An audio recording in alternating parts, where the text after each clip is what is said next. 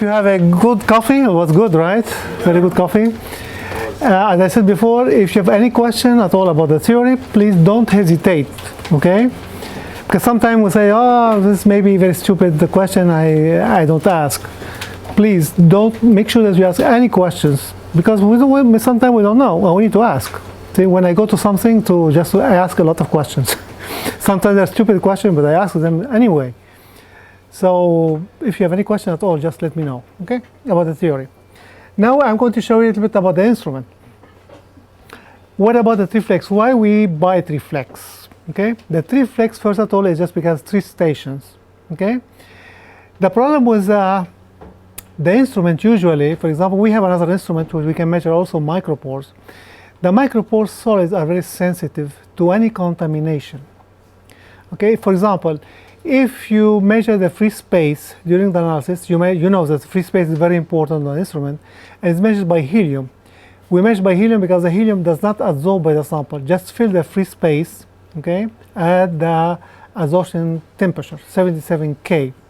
But sometimes the helium, as a small atoms, will go inside all pores, okay?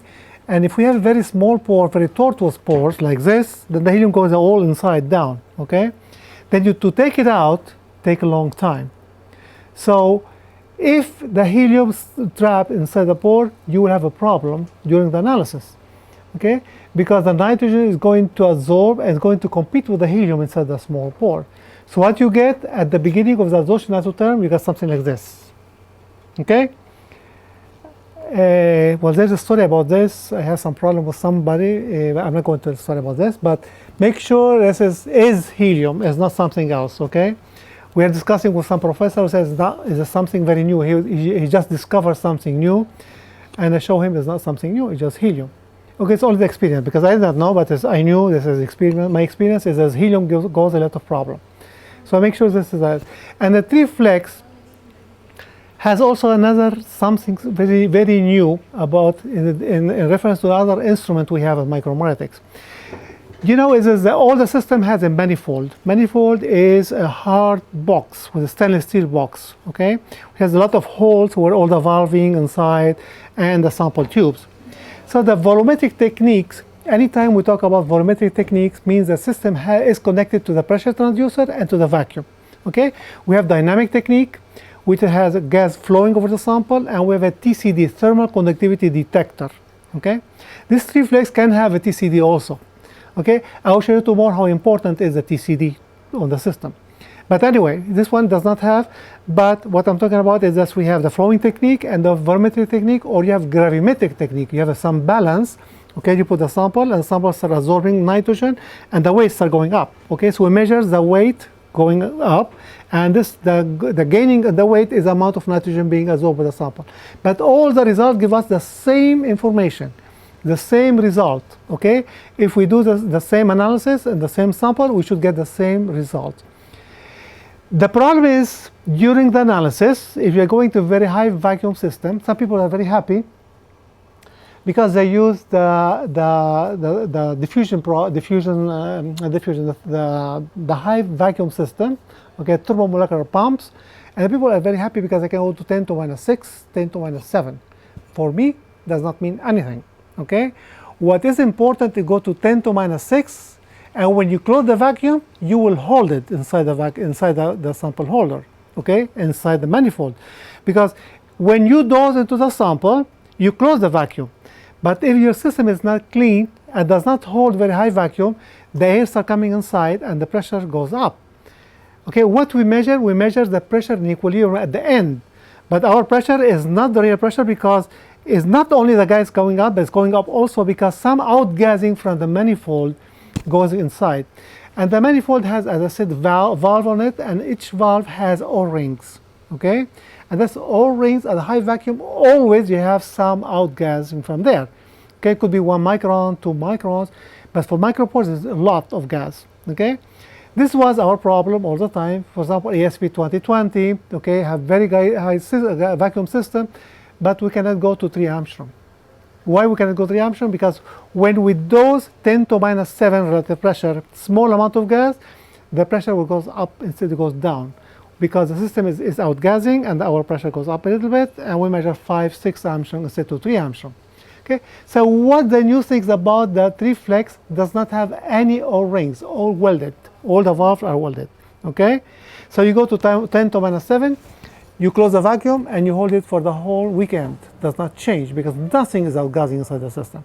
So now we have very good vacuum, and you can determine very accurately the micropores distribution. Okay, so this is one of the main and most important thing of the Triflex. Okay, because for 3 samples we have the 3 stars instrument, which have also 3 samples, but does not have high vacuum system. Okay, the unique system in the whole world, okay, which can hold that vacuum over the weekend is a Triflex, because the system, the manifold is welded. Okay, so just to let you know, this is, you acquired here the best instrument. Really, I'm a scientist. I don't care about selling. Okay, I'm telling you the truth. Okay, is the vacuum, as I show you, is a vacuum very important when you go to micropores, and you need to make sure your vacuum does not have any outgassing when you shut down the vacuum system. Okay, so it can hold the vacuum for a long time. Okay, let me see here. Okay, is the potentiality of the Triflex equipment. This is your Triflex. Okay, you have a micropores for gas adsorption. As I said, we have adsorption, we have physisorption, you have a chemisorption system. Okay, this system combines physisorption and chemisorption. This is very important. Why? Because the physisorption gives us information about the texture of the sample. Texture means surface area and porosity. Okay, the chemisorption is going to give information about the dispersion of the active particles. Okay, how we disperse the active particles and how well they're dispersed. How the size of the active particles. The smaller the active particles, the higher will be the activity of the catalyst. Okay, it's like I said here. This is how I teach. You say, okay, this is my active particles. The chairs here. Okay, I can have chairs like this, which I can hold 20 people, or I can put the chairs one above another one. Okay, so I center it, and only one person can go up and sit on the seat. So I don't need this. I need all my chairs to be like this, so I can have 20 people inside. Exactly what's happening in the catalysis. Okay, the smaller the particle size, the higher will be the dispersion, and the higher will be the activity of the catalyst. This is the first thing. Second thing is that when you do dispersion, I say, okay, I have 90% dispersion of my active particles. But when I go to my reaction works at high temperature and high pressure. Okay, so when I go to high temperature, high pressure, my active particles start moving. Okay, high temperature start moving, start vibrating, and then the centers, they go together, form large particles. Then I lost my chairs like this. Okay, in this case, it will become very important the role of the support. Okay, this is what support is. The support is going to interact with the active particles and hold them in situ so they don't move. Okay, so my dispersion will remain the same during my reaction. This is the role of the support. And this is by chemisorption, I can tell you how good it is or how bad it is in your support. So this is how we select the good support. Maybe an alumina is not good, maybe a silica, or maybe a silica alumina. Okay, the most important thing is that my support has to interact with the active species and has to stabilize the active species under high pressure and high temperature. This is my reaction condition. I cannot avoid. I have to go work at 50 bar, for example, and 400 degrees C. So if my particles are 400 degrees C, they move and center, my catalyst work for 1 minute and just die. Okay, so this is the role of support, and this we'll see with the chemisorption unit. Okay, unfortunately, I said unfortunately because you do not have a TCD, so you cannot do TPR, temperature program reduction. Okay, that's very important. But maybe later on you can add it to the system, but would have been very good system if you have also the TCD included inside the system. Okay? For the TPEX techniques, temperature program reduction, temperature for oxidation, temperature program reaction, okay, it's very important. This is really my strong point. Yes. Doctor, I have a question. No, don't call me doctor. Call me Simon, please. Don't keep distance, okay? You are stressing too much on the support as for catalysis. Yeah. MOFs can be used as catalysts. They have a good catalytic activity. So in case we need to use them as catalysts, should we put them on support? And will this enhance? No, but depends on the reaction. If you like to load some active species like some oxide, For example, the MOS cannot work as hydrogenation reaction, for example, okay? You like to do hydrogenation reaction, you need to have some active methods like nickel, platinum, to dissociate the molecule of hydrogen, and the atom of hydrogen attacks the double bond for hydrogenation, okay? So you need to understand the procedure, okay? I like to do hydrogenation. What hydrogenation means? Hydrogenation, I like to hydrogenate where they're missing some hydrogen, okay? When we have a double bond, okay, is missing some hydrogen, I need to hydrogenate the double bond. So in this case, the first reaction is the dissociation of the molecule of hydrogen. So you need to have some elements, like nickel, for example, or platinum, to dissociate the molecule of hydrogen, okay? Because the molecule of hydrogen is not is inert.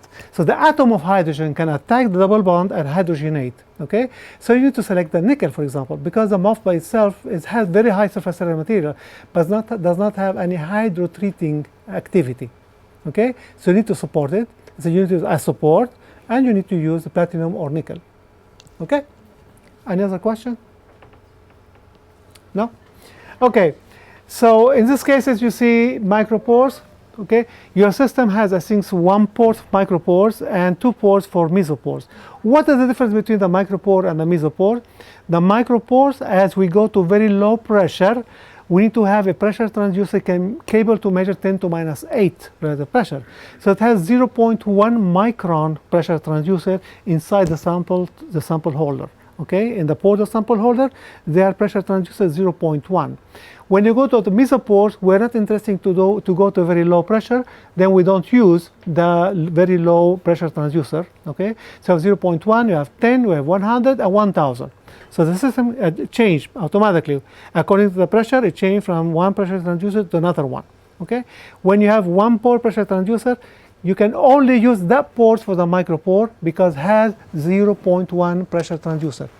In other words, you cannot use, for example, the micropores in port number 3, for example. Okay, you have only 1 port. You have to know. I think usually is number 1. Okay, for a micropore. Some people they ask for 3 micropores ports. So all 3 micropores they will come with 0.1 micron. In your case, you have only 1. Okay, or 2 or 2. Okay, whatever. All right. So I don't know because but this is usually 1, 2, or 3. Okay. So the system is a dynamic chemisoption. You don't have the dynamic chemisoption, unfortunately. Okay. You don't have the TCD. Okay. It would have been very nice because you could do anything you want. Okay. Software upgrade. Every time we have a new software, you have to register by the serial number of the system into our web page, Micromeritics web page. Okay. So you put your name, or you institute the AUB, and you put the serial number, and this goes to my daughter, okay? And my daughters look to the names because otherwise they will copy it, okay, to our competition. Then say, okay, you are our customer, then give you a password, okay? And that password, you put it there, then allow you to download anything we have new from our company and software. Okay, you can load new software. You can load new models for micropores. Okay, we have one person, which is Dr. Justin Giangelo. He's very famous in the whole world. Just work on modeling pores. Okay, so we have about 7 or 8 now different models. You can download them, and you can use it for your sample. How do we know? This is very important. Okay, I have a models. How do I know if my sample has this model or that models? We don't know, right? You have the models. What we do know is a total pore volume. Okay, you said total pore volume, system automatically said your total pore volume at 0.99 is 100 milliliter per gram. Okay, then you put a model in your system, and system start calculating the model. Take a model. Okay, it's just a crystallographic configuration of model. Say cubic, for example. It says okay, the volume of a cube is this. Then it starts accumulating according to theory how much volume we have in a cubing shape of pores, and at the end give you total pore volume according to a cubing configuration, and compare the volume from this cubing form with the total pore volume. Okay, total pore volume has no models. It just gives you the real pore volume. And then if your model has a cubing shape of the pore, then your total pore volume according to cubic will be very similar to the total pore volume. Otherwise, if there's differ more than 10%, you take the model out and put another model. So you start testing the different models until you get the one which gives you total pore volume close to the total pore volume measured by one single point at 0.99. Then give you information about the shape of the pore you have in your sample. Okay? Some people, especially in MOFs, they are interested to know the shape of the pores. Okay? So this is how we do it. So this is the software upgrade. So please just take the serial number and just enter it on our web page and get the password, so you can download all the, because I think they have only 1 or 2 models now, okay, but you can download everything, and every time we have something new you will get a warning, okay, tells you, for example, download software V6, and then you just download it and automatically goes over the one you have there. You don't have to do anything, just download it from our web page and it will install by itself, okay. And Isotherm Cycling, this is very important also. This is new, nobody has it. It does what does mean is you go adsorption isotherm, you go desorption, absorption, desorption, absorption, desorption, absorption, okay, cycling. So you go, for example, 0.99, and it goes from 0.99 to 0.95. They go back up to 0.99, they go down 0.9, they go up, cycling, up and down, up and down, up and down until 0.3. So what does mean is you can get 3D figures of your pores, okay, in 3D, which is very nice, okay. You can get the width, how wide they are and how tall they are by cycling, okay. And the software does it by itself. So you tell it how many cycling you like to do, it's just going up and down. Of course, sometimes take 30 hours, 35 hours, okay, because it's going to do many times of absorption isotherm, up and down, up and down. But if you are interested to see the shape of a pore, you can do cycling. Okay. After doing the cycling, you should match it with a model that your software developer did. No, this is going to give you information about how wide they are and how tall they are, but it doesn't give you the shape of the pore. Just the dimension. Yeah, just the dimension, 3D dimension. Okay. This is called Reverberating Method. I don't know if you're aware about this. It's called Reverberating Method, and this has been used many years in mercury porosimeter. Okay, but the mercury porosimetry only gives you information about the micropores. This one, he gives you information about the mesopores. Okay, so this is our interest in gas absorption. Any questions? Any more questions? No? Okay. This is your system. Okay, so you see here it is a 3 ports, multi-port capability. The size is very important. Okay, the ether size and the functions, software, delivering new capability, and ease of use. Once you get used to our software for our instrument, any instrument comes in the future like that, it's the same way. Okay, nobody has to train you because it's the same way. It works all the same. Okay, so if you have, for example, 3 or 4 instruments, you should not learn 4 times different way how to use the software. It's exactly the same way it works. Okay, Physisorption, Chemisorption, we have this policy to have it very similar, so people can understand it very well, very easy how to use a new software. Okay, as you can see here is you have the 3 ports. The 3 ports, okay, and here's the tube for the P0. The importance of measuring P0, people sometimes they measure P0 maybe every 5 hours or every 10 hours, so maybe 1 time, okay. The P0 is the saturation pressure. P0 because all the data, as I've shown you, that the BT surface area as well as the pore size distribution is a function of the P over P0, which we call relative pressure, okay? We're not interested about the absolute pressure, the P, but the relative pressure between P and P0, okay? Because we go from vacuum to 1. When the pressure equal to P0, we stop, okay? We don't go higher than atmospheric pressure. So if the P0 change, the size of the pore change, okay? The size of the pore is a function of relative pressure. The P0 change, when the P0 change, it's changed with the atmosphere. If in the morning you start with a very blue sky, okay, very high pressure, and the afternoon start raining, the pressure drops, the P0 change, okay? So it is very important to measure P0 every 30 minutes, for example, okay? Take 1 minute, okay? So, and it's the system will correct. Say, okay, now my P0 was 760, now it's 740. The system, it takes the average of all of them during the time and change and corrects for all the pressure, okay? And therefore, our size of the pore is correct, Okay, so please make sure you take it every at least 30 minutes. We specify the time. You specify the time. You tell her how often you would like to take the P0 value. Okay, the P0, of course, is inserted inside the liquid nitrogen. Okay, and also it measures the temperature of liquid nitrogen.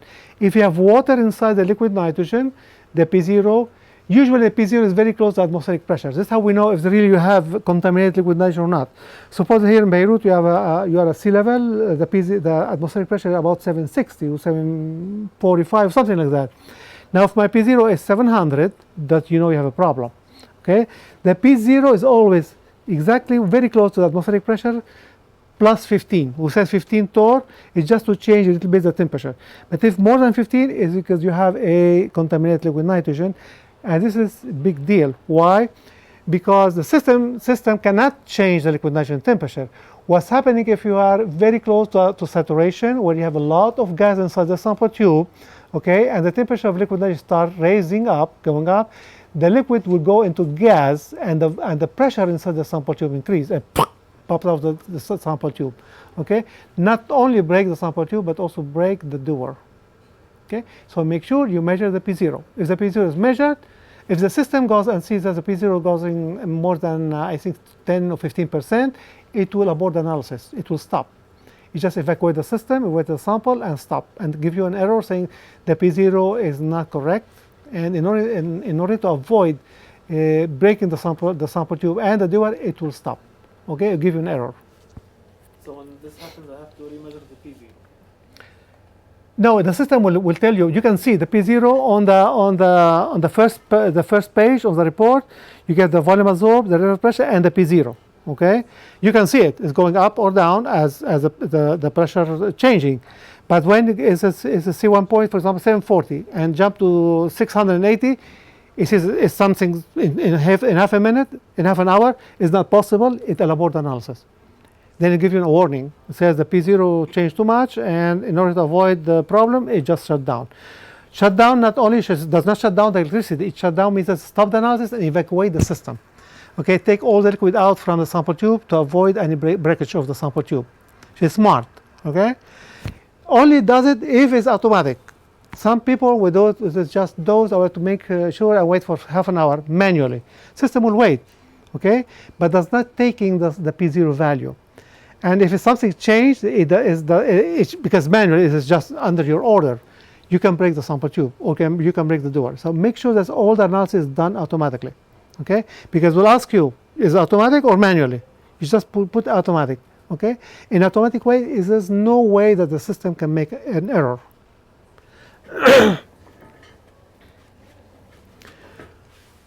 Okay, well, you already know this. This is 2 or 3 micropores pores. Okay, so here's showing up the chemi and the physics behind it.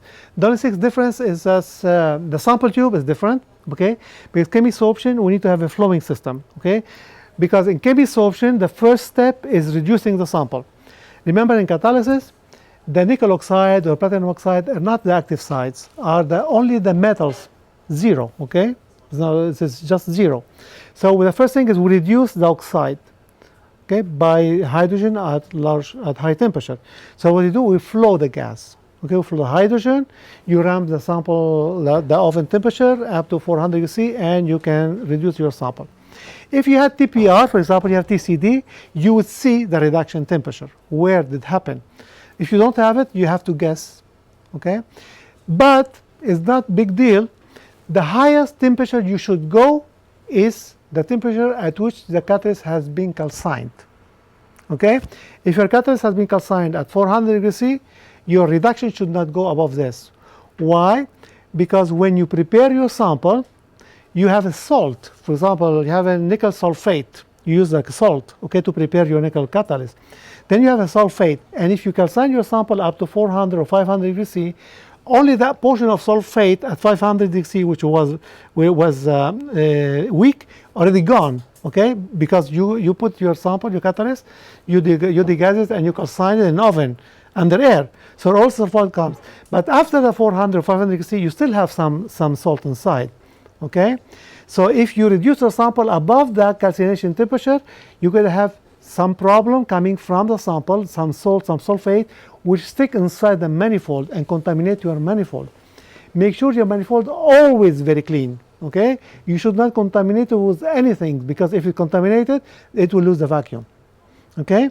So all your sample you're going to use, the first thing you have to know, at which temperature your sample was calcined, okay? For calcined 400, everything has to be 400 and below. For 500, 500 below. But if you cannot go 400, then you can go to calcinate to reduction at 500 degrees C. You cannot do that, okay? You need to avoid any contamination for your sample into the manifold, okay? And also the valves. See, the valves are very clean. If you have some salt inside the valve, you can then you have a problem. So sometimes they don't open all the way down, or they cannot close, then you lose your vacuum, okay?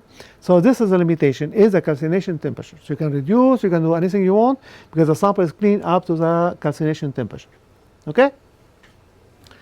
All right. You can upgrade the micropores. Of course, you have 2 now. If you like to go 3, you can go 3, but it's not necessary. As it's really with 1 or 2 is more than enough. Okay? The system is very small, as you can see there. Okay? It's just you can put it on any table you want. And one thing is about sample tubes. The sample tubes are very easy to clean. You can clean very well. Okay? I think they come with a brush. You can clean them. Very easy to break. Yeah. So they make a lot of money about the acid. So you make sure they don't break it. In our lab, we have a beta lab. We have just for the students, okay? And when the students come there, and the first thing I tell them, we don't charge them because we give them a small amount of money. But I tell them, if you break a tube, you pay it, okay? Then you take very care about the sample tube. You will not go to your lab. Okay? You will not go to your lab. Okay, don't go to my lab. Even here, Hamad, if you break a tube, you'll pay it. Then The second one, I mean. Okay, is there really, if you clean it with careful, it's not going to break, okay? In the lab, we have a lab we have at least 20 people working in the lab and they don't break too. Well, always have an accident, okay? If you break the first one, you let me know, I send you another one, okay? For the first one only. The second one, you have to pay for it. From now, right? I already did. You already did. I already did, okay? Just in case. Okay, but they're not so easy to break. In case, unless you just let them go down, they're gonna break. Okay? He was testing Newton theory about glass. Okay. So this is something else. The chemisorption sample tube, the physisorption are glass, are cheap.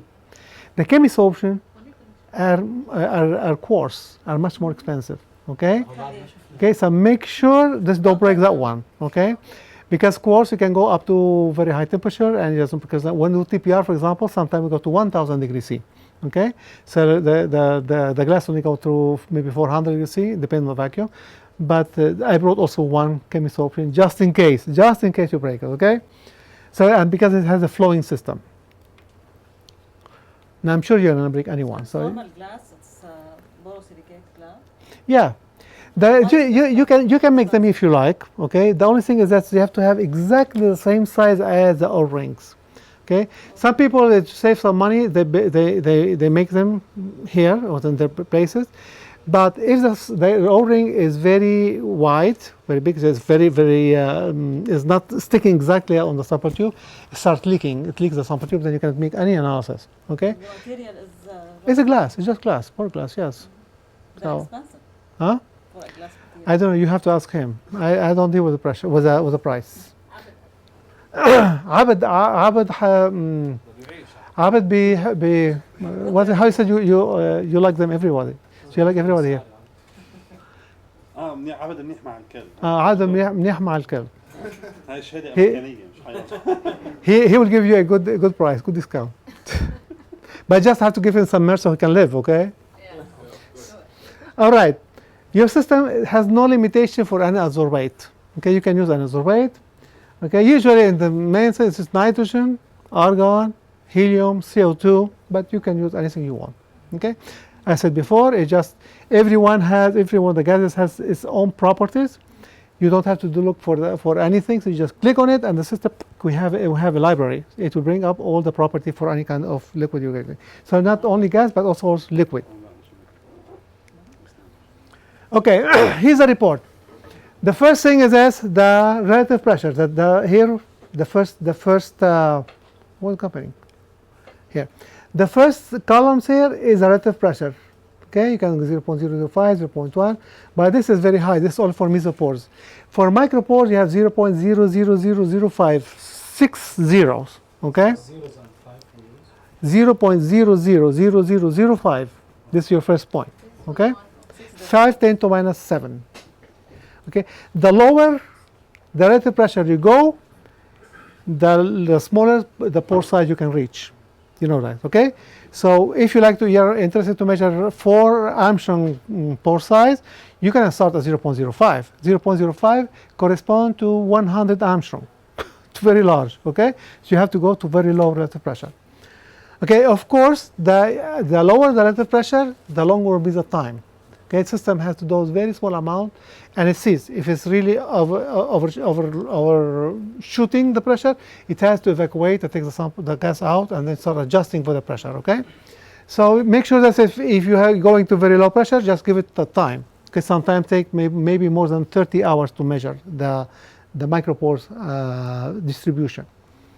Okay, so you can build up your pressure table. It's very easy. You can put first point and the last point, and it tells you I need to have 20 points. Okay, and it will fill the pressure table by itself. So you don't have to get each one of the point. Okay, so you have 100 point. You just take the first point, the last point, and you click 100 point, and then it will fill the pressure table for you. Yes, sir. What is the advised number of points to do an analysis? Depends on how sensitive you like to go in the pressure in the pore size distribution. Okay, usually I take 20 points below 0.05 if I'm interested in the micropores, 20 points. Okay? If I'm not interested about the micropores, I take 5 points. Okay, starting low pressure, any low pressure, because no micropores can go very fast. Okay? I take 5 points, maybe in half an hour, because see no adsorption, it goes very fast. Once it measures 5 points, the system becomes very smart. It will know I have no micropores, it starts dosing more gas. Okay? So go much faster. Sorry, 5 points below 0.05. Below the first point 0.05. Okay, remember what I said for the BT equation is the first inflection point is 0.05. Sorry, when you were talking about the number of points, 100, etc., you meant before 0.05? No, the total. The total. You are talking below 0.05. Yeah, below 0.05 where the micropores are. If I'm interested about the micropore, I take 20 points below 0.05. Okay? And then above how many? Because between 0.05 and 0.3 for the BT equation, I take 10 points. Okay? And then from 0.3 up to 1, you can take about maybe 30 or 40 points for the mesopores. Okay? So you can more or less have between 80 and 100 points. Then you take about 50 points, okay, from 0.995 to 0.3. Okay? Desorption, for the desorption. Why 0.3? Nobody asked me this question. I said this is very important 0.3. Why 0.3? Second deflection point. The second point, okay? But why is this inflection? Because Multi-day. we start going down in from the liquid until you reach the first layer. The first layer is very strong, absorbed, because it's interacting directly with the surface of the solid. It's very hard, and then change inflection, okay? Remember, one very important thing, please keep it in mind, because the inflection there, anytime we have an inflection, we have a peak, okay? So because we make integration, we integrate every time you have a peak, so you have a inflection point. Then at 0.3, you always have an inflection point and you have a peak. And that peak is called phantasma. Phantasma means it always exists. So it's not a real pore in your sample, okay? It's because the point is 0.3 where the desorption and adsorption close, okay? Another thing which I forget to say is this is one condition of good analysis is that the desorption should close with the adsorption at 0.3.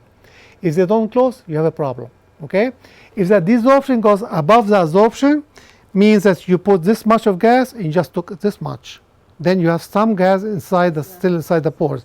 So in this case, you did not reach equilibrium. In this case, you have to repeat the analysis and put, as I said, 15 seconds for the mesopores and for 45 seconds for the micropores. Okay? Because some people say 5 seconds. Okay, very fast, but it did not close. And you cannot correct it. You have to repeat the analysis, so you lost your time. So from the beginning, put 15 seconds. And then you get good adsorption isotherm. So they have to close. Never publish a paper sending an adsorption above desorption above the adsorption, because your referee knows that you know nothing. It's going to refuse your paper. Okay? Because this is very elemental things. Okay? Because we put this much, and we have to take this much. Now, if the desorption goes below the adsorption, say they cross like this, they go to the desorption, because you have a leak. Okay, you put this much and took this much. Where this comes from? From air. So the system is leaking inside, so taking the nitrogen plus air. Then also you have a problem, then you have to fix your problem, your leak, and you have to repeat the analysis. Okay? Should close. This is very important. Sorry, what is the parameter, the 45 seconds? Is how to measure the equilibrium. Okay? Equilibrium time? Can I write there? Yes, Just to show you how to measure equilibrium, because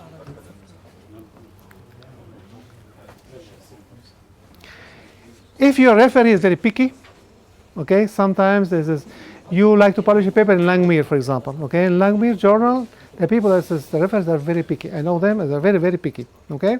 They can tell you, how do you know, this is make a test, okay, they ask you, how do you know you're in equilibrium? What do you say? How do you know if you're in equilibrium or not? You don't know, right? But if I tell you how, then you can tell them and I can respond. Okay, the system takes 11 reading, 1, 2, 3, 4, 5, 6, 7, 8, 9, 10, 11. Okay? And we said it's 15 seconds between them. So here 15 seconds, 15 seconds. So it will be 10 readings. So 10 intervals times 15 seconds will be 150 seconds. Okay? It's going to measure this point and this point. Okay? It's going to, you don't see it, but the system does like this. This is the pressure, this is time. If this one and this one are below 0.01%, it says I'm in equilibrium. If not, it will take another point here and measure this point with this point. Okay? What's happening? It goes like this until you get 11 readings within this tolerance. Then we are in equilibrium. Okay? Another question could be, okay, we're telling me this, but what's happening if you have pore like this? Very tortuous, this tortuosity of pores like this, okay? I can ask you, well, okay, you know, this is 15 seconds or 20 seconds. How do you know if this was enough? Okay? I ask many people like this. Nobody responds how you do it, okay? So what you do in this case, what do you think, how you do it? The time. No, not the time. You measure, you take 15 seconds, okay? You measure your pore size and the pore volume, okay? Then you take 20 seconds and compare the volume. If the volume keep going up, means you did not reach equilibrium, okay? So in this case, what you do here, you take your adsorption isotherm. This is the first one. Suppose it's 15 seconds, okay? You take 20 seconds. If the 20 seconds is above the 15 seconds, you are in equilibrium. If the 20 seconds go like this, means 15 seconds was too low, okay? This 20 seconds. For 30 seconds, if it's getting close, then we are getting very close to equilibrium, okay? Until you do two different adsorption isotherm and goes exactly one above the other one. Because by my experience, is with 15 seconds, you can repeat it for mesopores and you get the same adsorption isotherm. But if you take the default 5 seconds, you will get this. Okay? This is why I'm saying don't take the default 5 seconds. Please take the 15. 5 seconds because our software engineering for my son, he doesn't know anything about adsorption. He's for 5 seconds. And people just say, oh, 5 seconds very fast. You say it's very fast, but you don't get your result. Okay? So please make sure you take 15 seconds for mesopores and 45 seconds for micropores, so you can repeat it the same. If your referee asks you what, said, okay, I did repeat it, I get the same adsorption isotherm. Overlapping, yes? We left it at 5 seconds. Is it supposed to read an error larger than 0.01%? Yes. It's because it does not have enough time to wait, Okay, in 5 seconds, is this below 0.0105? It says I'm in equilibrium. Take another point. Does not abort the analysis and continue. No, it continue. That's why we have an error. Yeah, it will continue. But then I'm saying is we have tortuous pores, okay? You're not waiting. The gas nitrogen is coming very slowly from the sample. And they say, I'm in equilibrium, it goes to the second point. But in reality, you're not in equilibrium. So this is the only way you can justify if your referee asks you, how do you know if you are in equilibrium or not, okay?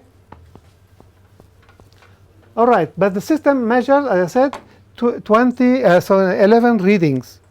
It's not only one reading. People think it's taking one reading. No, 11 readings, and put them in the tables and see if it's 11 readings are within 0.01 or below that, then it will continue on going to the second point. So by default, minimum 11 readings are taken. You cannot change this. Always. Only can change. I can change it. Even if the error is below 0.01%. No, it will still take 11 points. 11 points all the time. Okay, with 11 points is good enough. Okay, because it's taking 15 seconds between every time. Okay, so 150 seconds, then you start measuring. Okay, this experience. Okay, this is many years experience. So at the beginning we took 5 points. We said 5 points not good enough. Then we take 8. Then until we said this is 11 readings. And 11 readings really is good enough. So it takes 11 reading for Each point. For each point. For each point. So that's why we are waiting a long time until to go for the second reading. Yeah. Okay. Okay. Of course, and this is a function of what? Function of diffusion. Yes. Okay. If the nitrogen diffuses very slowly, then it can take long time to equilibrate.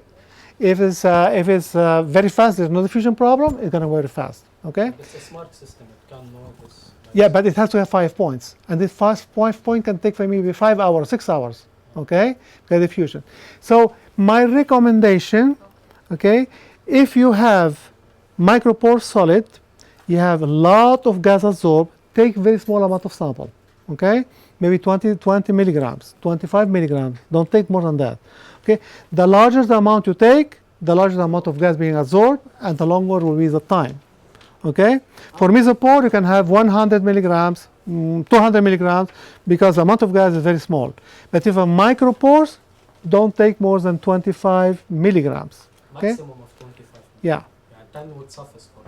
But the question is, if you go very low to the sample weight, then you have an error weighing the sample. Okay? Is there a range to stick between it 10 to 20, I would say 20, 30 milligrams, something like that. Okay? Yeah. 10 milligrams, 5 decimals, best balance. Well, error is Yeah. One very important thing is that your balance has to have 4 digits. Yes. Okay? So many people I read papers, they have 54.5647 square meter per gram, 4 digits, okay? And they're waiting with 1 digit in the scale. So there's no meaning, okay? So when you put your sample weight, they have to have 4 digits, so we have less error, okay? So don't put 1 digit. So have 4 digits, so you get good results, okay? Remember, everything divided by the sample weight, okay? If the sample weight is not correct, then your results are not correct. Okay, any more questions? No? Okay, as I said, here you have the pressure table, and you have another things here. Okay, the default, as I said, is you put 1 point here at the last point, and you just go and just fill up the table. So insert range, it fills the whole thing for you. Okay, the free space. Okay, the preparation is how to degas the sample.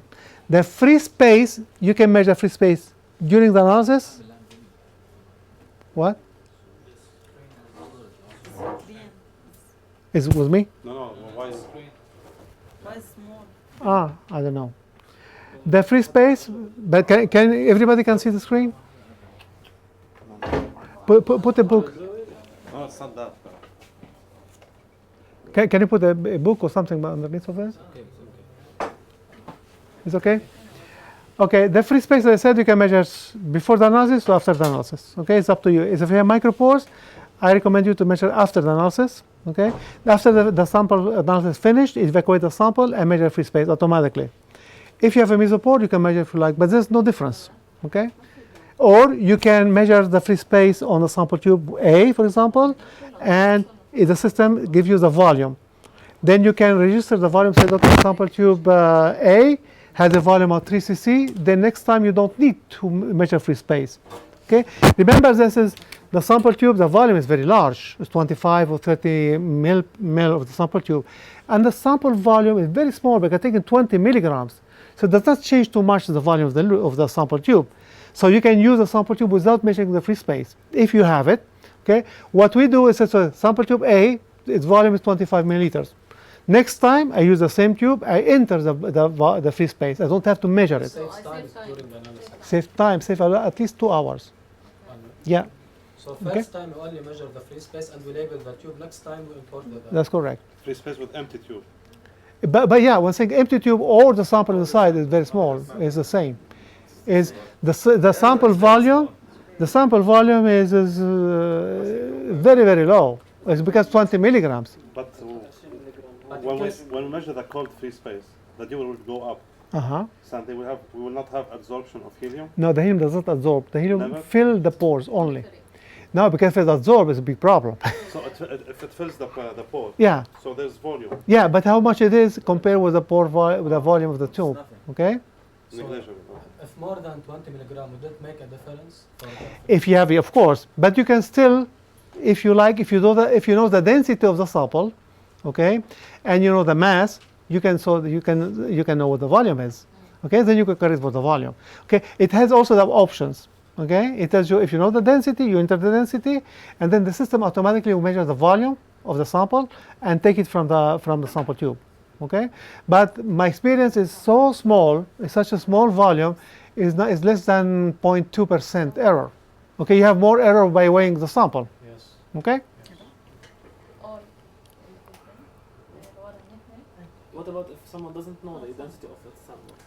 Then measure the free space. You have to measure free space. At the value specified, they usually put it 1 if they don't know the density. Is this okay? When you are doing the interface of analysis, they ask you for the density of the sample. Yeah, but it's, In case we don't know it, we usually you put one. You put one, yeah. Because if you put it any numbers, it's going to take it, okay, and measure the volume from it, okay. So if we don't know it, we put it You put one. Just put one. Accepted. So Huh? Yeah, it's okay, one. Because it's going to divide it by sample because they're the same mass, okay? All right, what else? Here, the P0 and T. This is very important, I said. You measure the P0 every 30 minutes. You can specify, okay? In some places, for example, in Andes Mountain in South America, with the atmosphere change a lot. Every 10 or 15 minutes can have a storm or can have a blue sky, okay? So we measure the P0 every 5 minutes. Yeah, if you like to go really a good analysis for the pore size, you need to know the P0 accurately, okay? Here you don't have this problem, so you can measure every 30 minutes, okay? But you can specify. Okay, here... الدين بيتغير كل 10 دقائق ما عليه. What? الدين على البرد بيتغير كل 10 دقائق. The depth,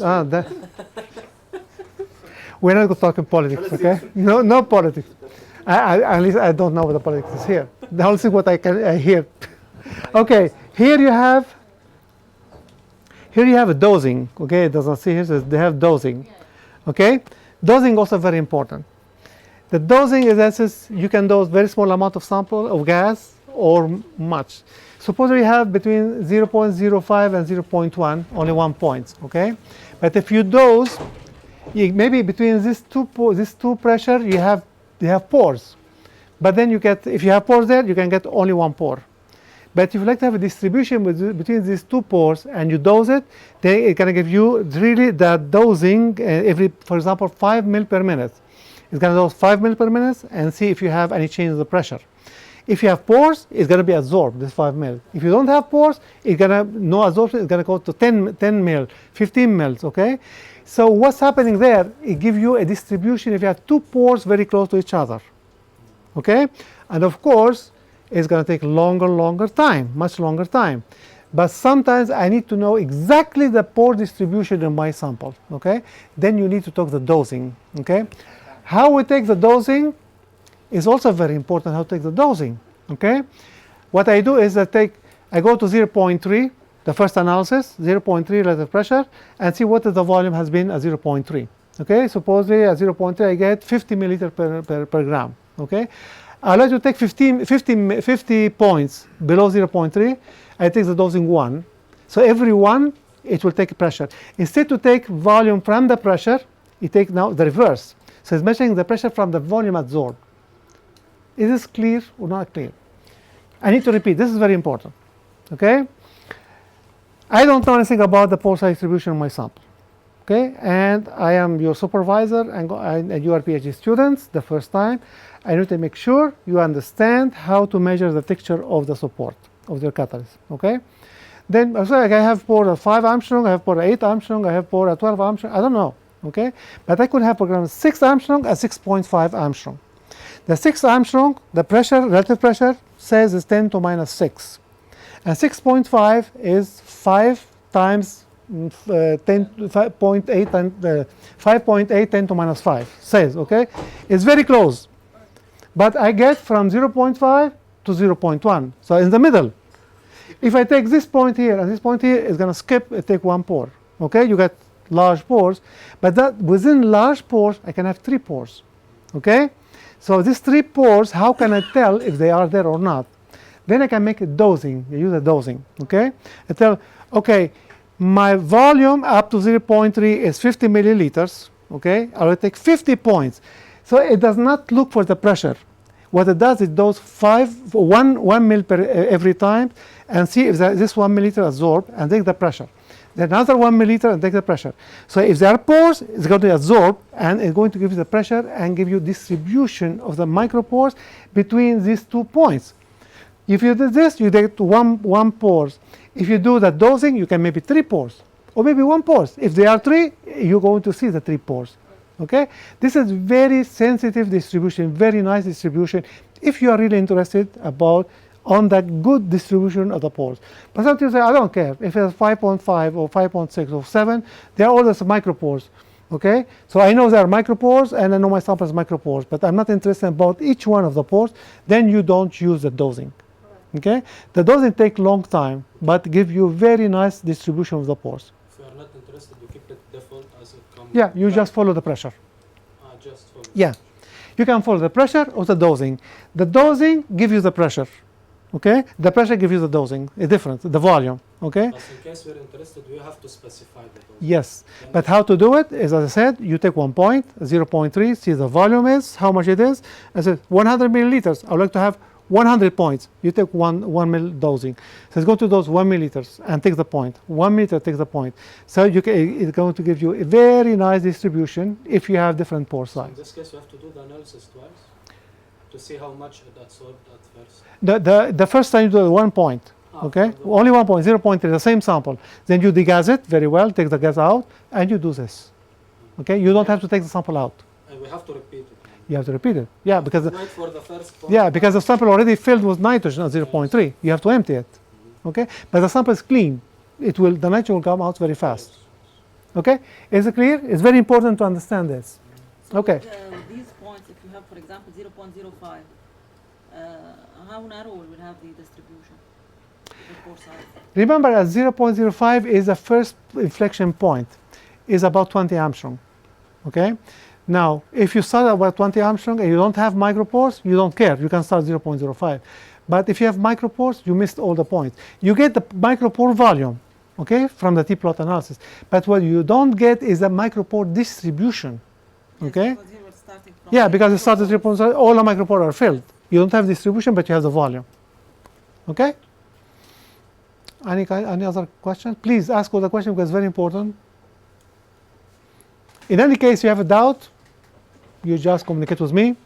I can call you, just send me a message, I can call you, and we can clarify the situation, but it's going to take some time, okay? If you know the techniques, then you know. If you don't know, it's the first time, you need at least 6 months, okay? Experiments, see the result, and stuff like that. So until you get to be very good expert on this. ايه هالقصص ما تبعته لعبد دغري لإله. عبد بيجي لهون بيخرب. Termination is how to determine when finish the analysis is if you like to have the sample tube filled with nitrogen or not. Okay, if you're interested to take the sample tube out, you have to put nitrogen, otherwise it's under vacuum. So you have to push it very hard to take it out. Sometimes you break the tube because people push it. Is it like this? They push like this. They break the tip. Okay, So if you like to push it, don't. It's just termination with nitrogen. So it will backfill the sample with nitrogen atmospheric pressures. You can take it very easily. Okay? But the nitrogen tank is very close. When you take it like this, No, once it's finished, it will lower the door. It will lower the door. it's low. Well, you have. Small distance between the cell and the door. It's very close. Remove the door. Remove the door. In any case, you need to remove the door. As I don't know what I've said before, that you should not have any water or any ice formed. You have to make sure very carefully when you put sample tube, you have some foams to close it, okay? Because otherwise, if you have a humidity, here you have a lot of humidity, it's going to have a lot of ice. You have two problems with the ice.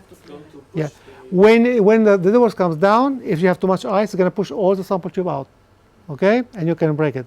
The second thing is that if you have ice and goes inside the liquid nitrogen, it's going to change the temperature, okay? It warms the liquid nitrogen, and your P0 is not correct. Okay, make sure you use a fresh liquid nitrogen every time and not have water inside. The temperature, the 77 K, it's measured or it's we inputted? You can know from a P0. If your P0 is close to atmospheric pressure, your liquid nitrogen is 77 K. The P0 should be. It's calculated. It's calculated, yes.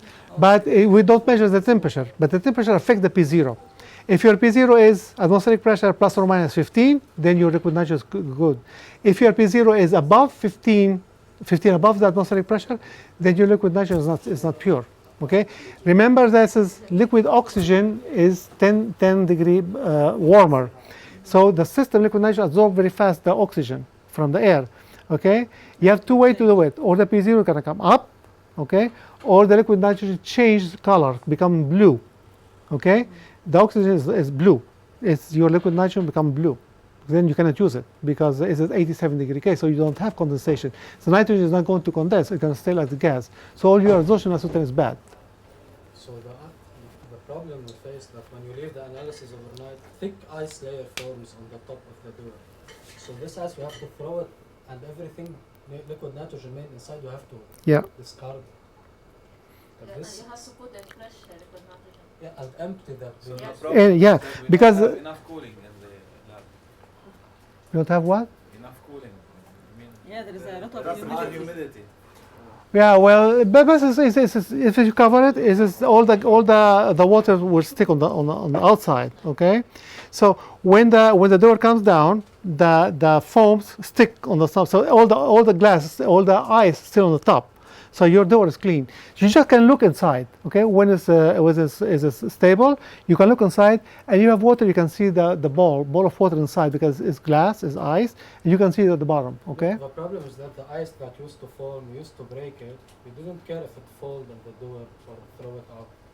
We used to fill liquid nitrogen. No, you cannot do this. You can do. No, because you can see from P0, your P0 is more than 15 above atmospheric pressure. Then you have a problem. Okay. It's going to affect your analysis because the nitrogen is not going to condense completely inside the pores. Okay, in order to condense the nitrogen, you have to have 77 K, which is the liquefaction temperature of the nitrogen. Okay, I cannot condense. Yes, yeah. Remember, it's going to stay maybe if it's the analysis take 12 hours, maybe it's not much water inside. But if your analysis is taking more than this, then it's enough time to have water inside. Okay, especially if you have a lot of humidity inside. Just take in any case, it's going to be a little bit of nitrogen. You take it out.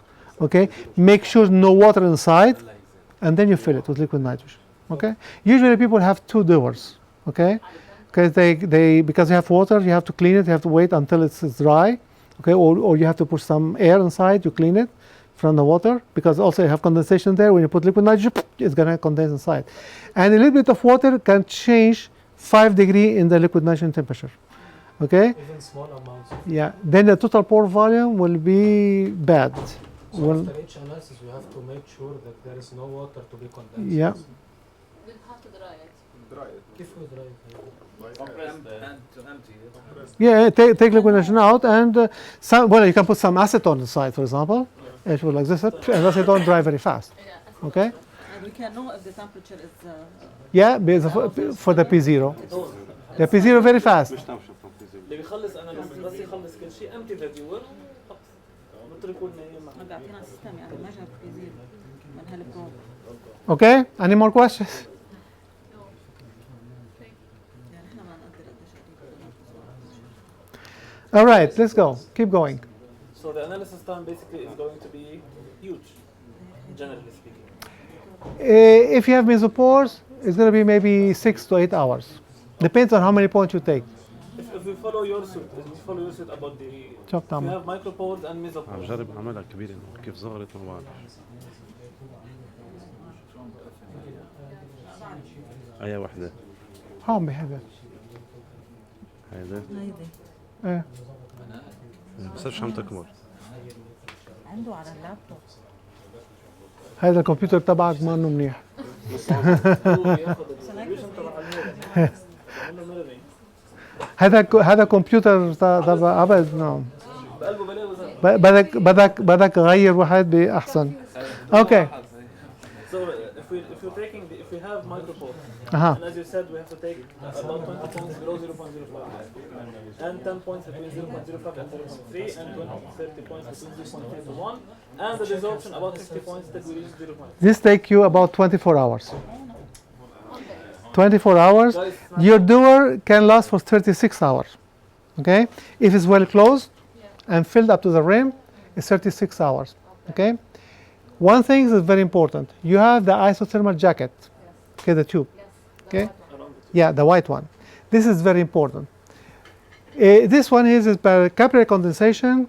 The nitrogens around the door, around the sample tube is going down, but it's going inside the isothermal jacket and it's just evaporating from the top. What does mean is the sample tube inside the liquid nitrogen remains at the same temperature, does not change. Okay, so we have a patent on this. Okay, so when you fill up your liquid nitrogen, should not go above the isothermal jacket, because the isothermal jacket has to go down to what it is, the sample tube. If you fill liquid nitrogen above the isothermal jacket, this portion is going to go down and it's going to warm up. It's going to change the free space. If you change the free space during the analysis, your adsorption is going to go like this, down. Okay? So if it goes down like this, you know your free space is more than the volume absorbed. Especially if you have micropore where you have type 1 adsorption isotherm. We're going like this. Small change of free space is going to go down like this. Okay? But as I've seen so many people doing this, what we did in the Micromeritics, if type 1 adsorption isotherm, I can correct it for you.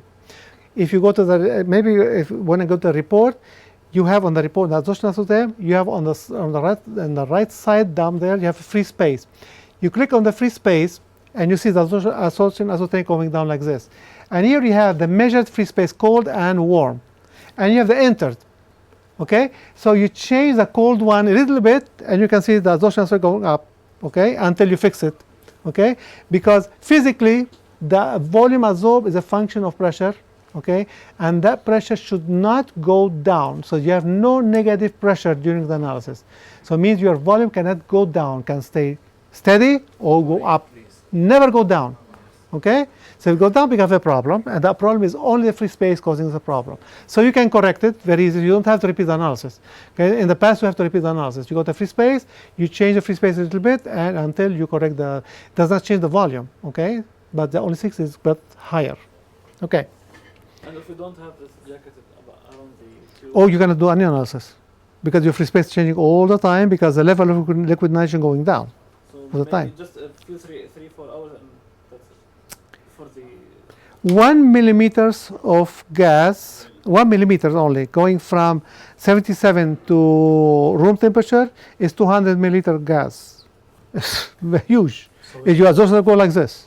we can't do surface area analysis without isothermal jacket. Yes. In the engineering, they have the Gemini machines. Uh-huh. The cells. No, the Gemini is different. Only for this machine. Only for this machine. The Gemini has 2 tubes. Yes. Okay. very- Exactly the same. Okay. So whatever happened in one, another one was the same. So it's compensating. Okay, it's different. it's Okay. different. Yeah. Okay. Let's keep going. Well, let me see what I have here. Okay. You can select here is the dosing. Okay. For example, in this case, you get the dose. You see, in this case, you can change the dose. For example, below this, you can 0.295. You can change 3 milliliters. So it depends on how many points you like to take. So you can change the number of dosing. Okay. So the number of dosing will change the number of point you're taking. You see here from the this one here is taking the pressure and calculate the relative pressure. So backward, okay? This is the time. See, for micropores, I'm taking 45 seconds, and for the mesopore, getting 15, 10, but never 5. Okay, see here is a good analysis. So never 5, but as I said, if you don't take care of this, the system will take 5 seconds only. Okay, so you blame it on my son. This is the problem. Okay, so you take the BJH. The BJH is Barrett, Joyner, and Halenda. What is the BJH is? Do you know what the BJH is? It just take the pore size distribution. Usually what we do is going up at any given pressure, as I said, you have the volume and you calculate the pore size. Okay, according to the Kelvin equation plus the value. So you can do it. Okay, no problem. But is no model-less, say no model to it. You don't know any model. Say, okay, I just taking like this, any models, and you get that. But if you like to know the exact model of your pores, okay, then you go to BJH. BJH, what it does, it just instead to get up at any point, getting the pressure and the volume, it gets the total pore volume. Okay, so total pore volume is 5 cc. Now I take models, for example, a cubic shape of the pores, and I calculate the volume of each one of a cubing according to the size of the radius, because we know the radius for the Kelvin radius. You calculate the volume, okay, and calculate the volume all the way down from up down. Okay, at the end, give you the total pore volume by BJH.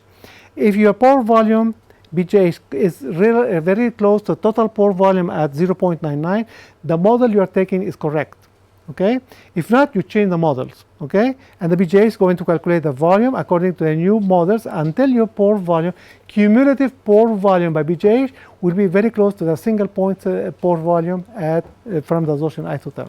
Is it clear? So it depends on the shape of the Depends on the shape of the pore. Of course, if for example it's a cubic or it's spheric or it's a different shape. Assuming our pore is spherical. Spherical, then if the cumulative pore volume by BJH is close to the total pore volume, is correct. If not, it's not.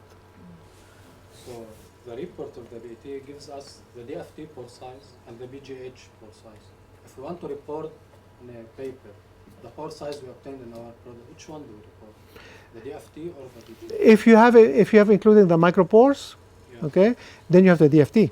Okay, the DFT gives you total micropore plus mesopore plus macropore. BJH only for mesopores. BJH Only for mesopore where the condensation is taking place. Okay, this is why I'm taking the absorption isotherm and the desorption until they close. This distribution is a mesopore, and this is BJH where you have condensation inside the pore. DFT is a total. for total? Micropore, mesopore, and if you have large pores, everything's taken into account. Okay, so the DFT is much. It's very useful if you have micropores. Otherwise, if you have two equations for micropore, for example, Horvath-Kawasaki. Okay, one equation for the micropores, Horvath-Kawasaki. Okay, and BJH for the mesopores. When you like to put everything together, the BJH is one here and Horvath-Kawasaki is here, and then you have lag between them. Then people say, it's the same sample. It should be totally. So this is why we went to the DFT equation, because it gives you the total. Okay, if you have micropores, you have to apply it for DFT for the total pore size distribution. Okay, but for the pore volume and pore area, you have to use the T-plot analysis. So T-plot gives me the pore size. No, the T-plot gives you the micropore volume and the external surface area. This is a T-plot. Micropore volume from T-plot. Yeah. See, remember I said the micropore volume? Okay, this is the micropore volume and the slope, the external surface area. Gives the distribution. The DFT gives you the distribution of pores. Distribution of Yeah. Okay. Anything else? Okay, so we can get here, as I said, I show you here, you have BJH adsorption, total pore volume, and BJH desorption, but you have to select a model, okay, for a BJH. Otherwise, it will take by default a cubic shape of the pore. The default is the cube, A not cube. the spherical. No, so you have to click on this as spherical, and it will calculate for spherical. Okay. What's the difference between the absorption and desorption for BJH? I thought it was explained this. The adsorption gives you the size of the cavity of the pore. The desorption gives you the size of the opening of the pore. Okay, I might have to insist on this. Why is so important? Where's my bottle?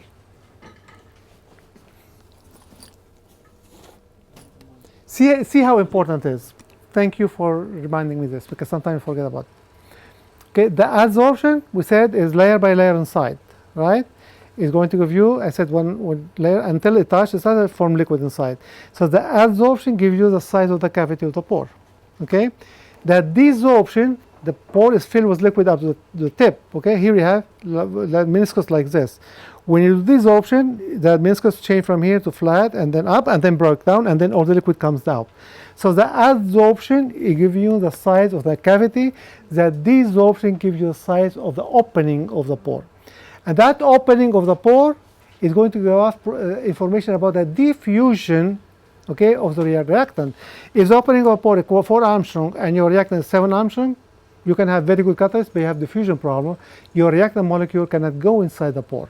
Remember, all the reaction in catalysis take place inside the pore, okay? Because you have the very high surface area inside the pore, and all your active species are inside the pore, okay? So if your reactant cannot go inside, if you have a kitchen, very nice kitchen, very small door, and you buy to your wife a large fridge, for example, it cannot go inside. So you cannot put it inside your kitchen, okay? The absorption points exactly match the adsorption point. Does this mean the entrance is the same as the? It's the same. It's the cylindrical. Cylindrical is the opening and the cavity are the same. Okay.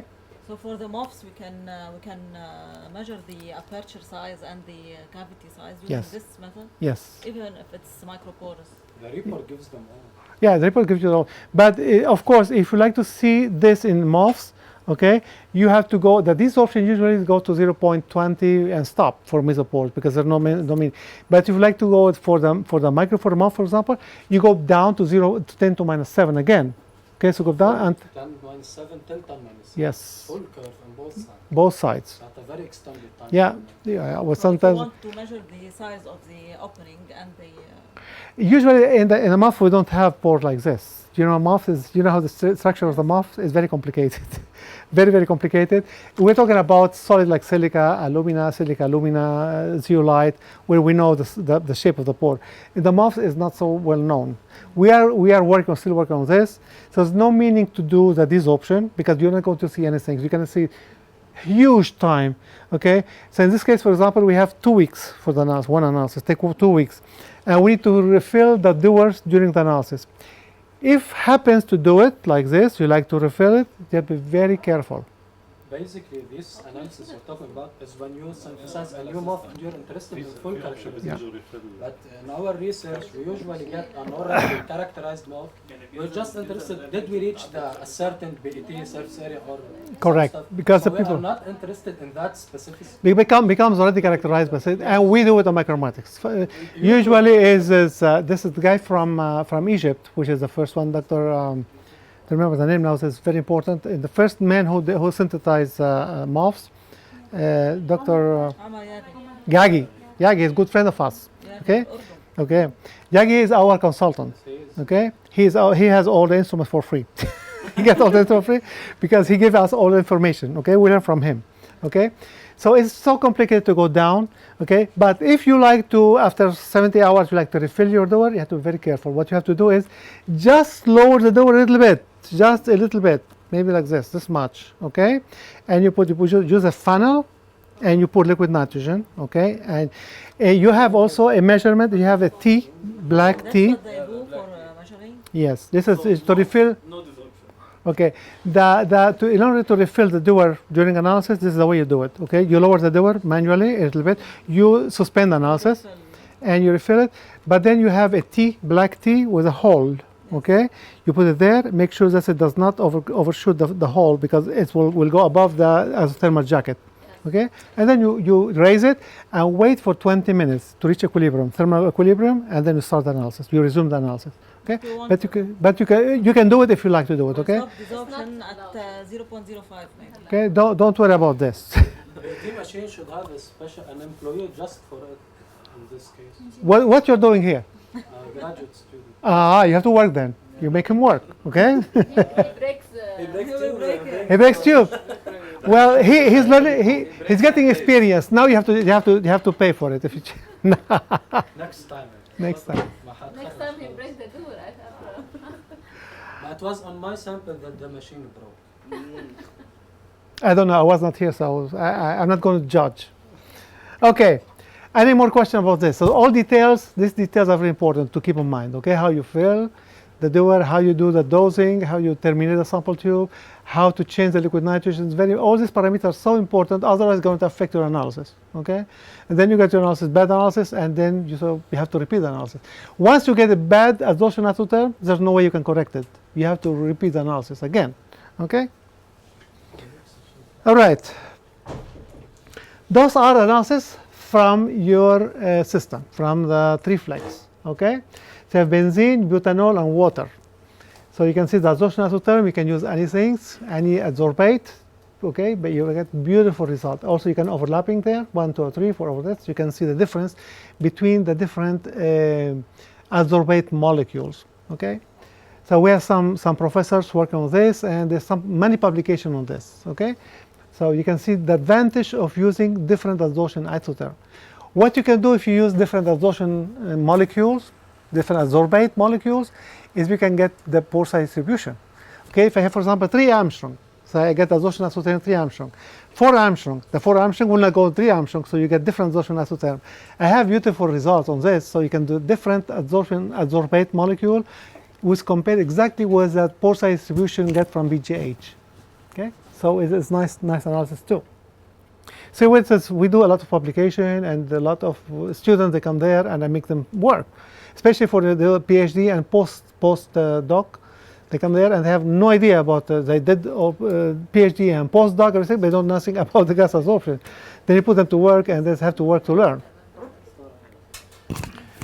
Okay, the adsorption for max at 1500 is this. See, we start with nitrogen at 210 to minus 8. Okay, but what you get here is you get type 3 adsorption isotherm. So we can show here there's no adsorption by the nitrogen.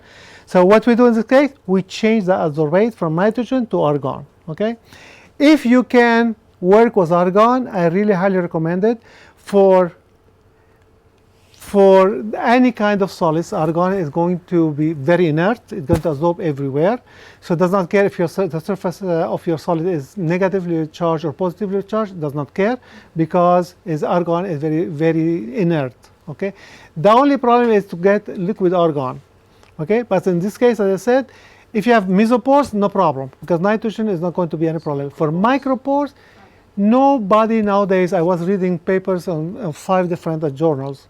Okay, and this Langmuir, Applied Catalysis, Journal of Catalysis, and so everybody using argon, not nitrogen, to avoid any shift on the pore size distribution or any interaction between nitrogen and the surface. Because you can go up to 0.5 with argon. Okay, you have 3 sample holder. You get the first one for argon, liquid nitrogen, and the second one was nitrogen, pure nitrogen, and you start at 0.3 with nitrogen, because all the information below 0.3 we have argon already. The same sample in both tubes. Yeah, and then you can match the system, match them together. But the system is doing one analysis in 2 tubes. Yeah, with one first argon and micropore, nitrogen. one Yeah. Okay. We have a library. Okay, as I said, with 30 fluids. You just click on the one you want, and automatically come all the properties, so you don't have to deal with anything, Google's, anything, nothing. Okay, you have example, gases, nitrogen, oxygen, argon. Nowadays also there are people using hydrogen. Okay, but of course when you do hydrogen 77K, nothing's happened. Nothing's happened because hydrogen, liquefaction temperature of hydrogen is very, very low. It's about 4K or something like that. So we have a device, special device, we can go to 4K. Okay, the only place I know where they use hydrogen and helium, hydrogen for the MOF, okay, very famous now, become the MOF, and some people they use helium, and NASA use helium as liquid helium. But we have very special dewar for the liquid helium, because if you have liquid helium open like this one here, it lasts for 30 minutes, all the helium goes, okay? Very special dewar for that. But they use helium because they want to see the interatomic space, okay? And the helium is about 2 Armstrong. So if you use helium at liquid helium, you can have this interatomic space, and this is, NASA is very important for that. And we charge the method $10,000 for each analysis. Each analysis is $10,000, and they pay. They have all the money. Yeah. But they get very nice information because not only the pore size, but also get inter-atom distance between atoms. Those are the most important gases. We use nitrogen, argon, and krypton. I already told you this, argon. Krypton, we can use that liquid nitrogen, of course. Okay, only if you are measuring metal surface area, which is very low surface area, below 0.5 meters squared per gram, use krypton. Okay, the system when you use krypton, when you tell krypton, it will work differently. It brings some krypton into the P0 tube and start dosing from P0 tube because krypton is so expensive. Okay, so in order not to lose too much krypton, it takes some krypton into the P0 tube and close it there and hold it there as reservoir and start dosing from the P0 tube. Okay, because a small amount of krypton is going to use, but if you put too much krypton, it's going to degas it and take all the argon out, so we lose too much krypton. Okay, krypton is very expensive. So Okay. that will use krypton from the P0 tube instead from the gas. From the cylinder, yes. But we're using liquid nitrogen. Liquid nitrogen. Yeah, if you use liquid krypton, then you have the same problem. We need to use liquid nitrogen to reduce the P0 value. For argon, for example, the gas inside is argon, but outside is Liquid nitrogen, yeah. I said this for argon, liquid nitrogen, the argon is 87K, liquid nitrogen 77K. When you reach 0.5, 0.55, you can see the adsorption isotherm go like this, okay? Because start forming ice inside, okay? So the gas goes into ice and fill all the pores of ice. Then we cannot do BGH because we need to have liquid. So you can do 0.5, for example, with argon, and from there up to 1 with nitrogen, and the system will match them together. Expose them and match them together. Nitrogen, well, everybody uses nitrogen, as I said, is okay, unless if you have a slow diffusion. Nitrogen has some slow diffusion. For this we use argon. I already explained to you why with argon is a diffusion problem.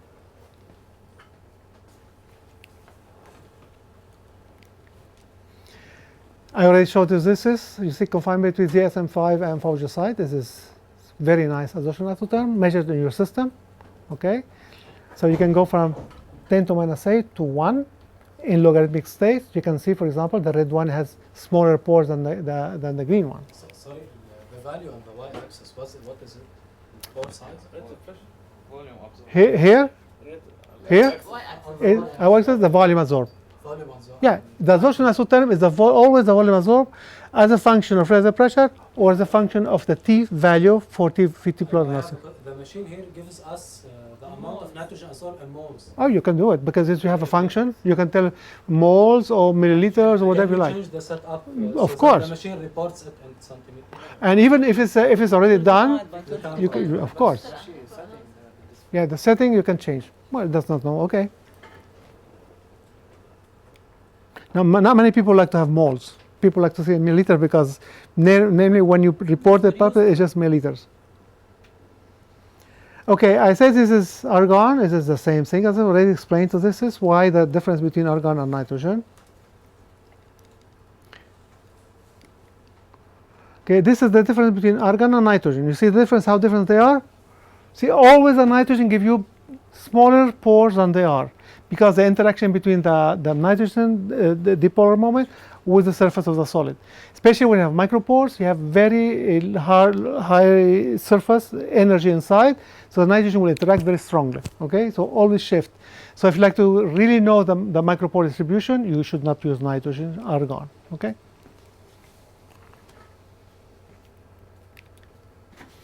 Again, another one here is this ZSM5. See, you never know if you report with nitrogen, it's going to return to you. It's going to say it's not correct. Okay. The desorption for the micropores, if you go to very low, in this case, is the ZSM5. You can see the hysteresis. Krypton, if you like to use it or not, but this is only for low surface materials. This is 1 square meter per gram. I would say you can go to 0.5. Okay, because if you're using, for example, solid nickel oxide, is a very low surface materials, then you cannot use the nitrogen. You have to use with krypton. Chemisorption. This is really more exciting than physisorption. Okay, the chemisorption gives you the nature of the catalyst, the interaction, and everything together. Okay, so tomorrow we'll have a good story about chemisorption. But in any case, this is talks about chemisocial a little bit. Selective is very selective. Because why is selective? Because only the chemisocial absorb over the active species and not over the support. Okay, so this is why we use or CO or hydrogen, carbon monoxide or hydrogen, because they only absorb over nickel and not over the support, the alumina. Okay, this is how we can characterize and we can measure the number of active sites in our catalyst. Okay, because it is selective. Strong chemisorption is strong energy. Okay, Physisorption is about maybe 40 kilojoule per mole, so it's reversible. This way you can do adsorption and desorption. In chemisorption, you have no desorption because it's reaction, it's chemical reaction between the molecule of the adsorbate and the surface of the solid. It's a real chemisorption. Okay, so what does mean is that you cannot repeat the analysis over the same sample. Okay. Okay. Well, in this case, we use because the reference material is very expensive, and people complain about it. Say, well, you know, you give us 2 grams of this, but we use it 3-4 times. That's it. Okay. So we change. We used to use different materials. Now we are using 0.5% platinum alumina, only done for us in a way, which is we describe it how it should be. In this case, when you do CO chemisorption, you have a carbonyl, but you are able to clean the sample with hydrogen at high temperature. So you can repeat the analysis 5 times over the same sample. Okay. So what I do is I measure the chemisorption the first time. So I take the sample and put it in a different vial. Okay. So that's it one time. But you can take it back and you can reduce it again. But every time the dispersion is going to center a little bit and comes down. Now you have maybe about 35% dispersion. Okay. Maybe the second time we get 33. Until you get maybe 25. When you get 25, you have to discharge the sample and disregard it and take a new fresh sample. In any case, he asked me for a new sample file, a sample reference. I brought you one. So you don't need to measure very often the reference materials unless you suspect something going on. Okay, it's just a reference material, not as a standard materials. But for us, it's good enough to measure the reference materials, and you get about 35% dispersion. This is what tells you if your gas in chemisorption is critical to have very pure gas. Okay, otherwise you have a competition of absorption. Okay, and some people, for example, you do high helium. So what they do is reduce your sample, okay, with hydrogen. Then you need to remove all the hydrogen in order to get hydrogen chemisorption. Okay, but then if your helium after reduction is flowing over the sample and your helium have ppm of oxygen, is going to passivate. Do you know what a passivate is? It's a chemistry. Passivate means oxidation, very little oxidation on the surface. It's called passivation. It's like the passivator for the baby. When it starts crying, you give the passivator. Okay, passivation in catalysis means small amount of oxygen is going to oxidize the surface. That's good enough to change the dispersion.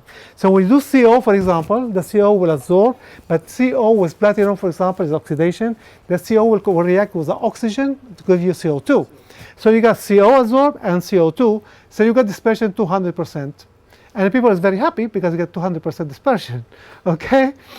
So make sure that as you are using purity, you should not get more 35% dispersion. You should get less, but not higher. Okay, if you get higher, it's because of contamination in your helium, in your gas. It's very sensitive.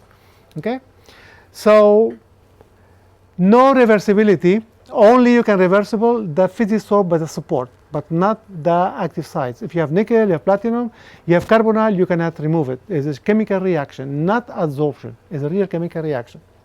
Okay, well, tomorrow we'll see all this in details. How much amount do you use for analysis? Amount of what? Catalyst. Okay, depend on the loading you have. Okay, if you have 0.1%, for example, you have to use 500 milligrams. 500. Yeah. If you have a 0.5, you can use, for example, 0.4. Depends on the loading. Okay, if you have high loading, you get less sample. But if you have sometimes have 0. For example, in our case, the reference material 0.5, we recommend to use 0.7, 0.8 gram. Okay. So you have enough sensitive, enough amount of gas absorbed, so your pressure transducer will be sensitive enough. Okay. What else here is non-selective, is weak interaction for Physisorption, and he's reversible and irreversible for chemisorption. Well, TCD, unfortunately, we don't have a TCD here, but I have it in my lecture here. the TCD, a thermal conductivity detector, is going to allow us to do a TEPEX analysis, temperature program reduction, temperature oxidation, which is also very important to determine the effect of the support on your catalyst, okay? Because I have to stabilize the active species.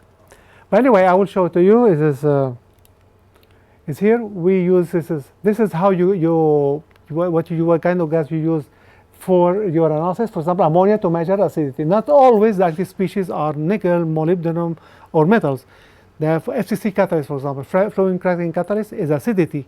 We're going to crack, okay? So in order to measure the acidity, we measure with ammonia or with propylamine or with whatever it's base molecule. We titrate the sample with base molecule, we measure the amount of gas absorbed, and we will TPD. Because not always is important for us to know how many active acid sites we have, but how strong they are, okay? Because we can have too much acidity, and when you go to 100 degrees C, all the ammonia comes out, then the acid sites are very weak. And when I go to 400 degrees C for my reaction, there's no acidity anymore. This is done by TPD of ammonia, okay?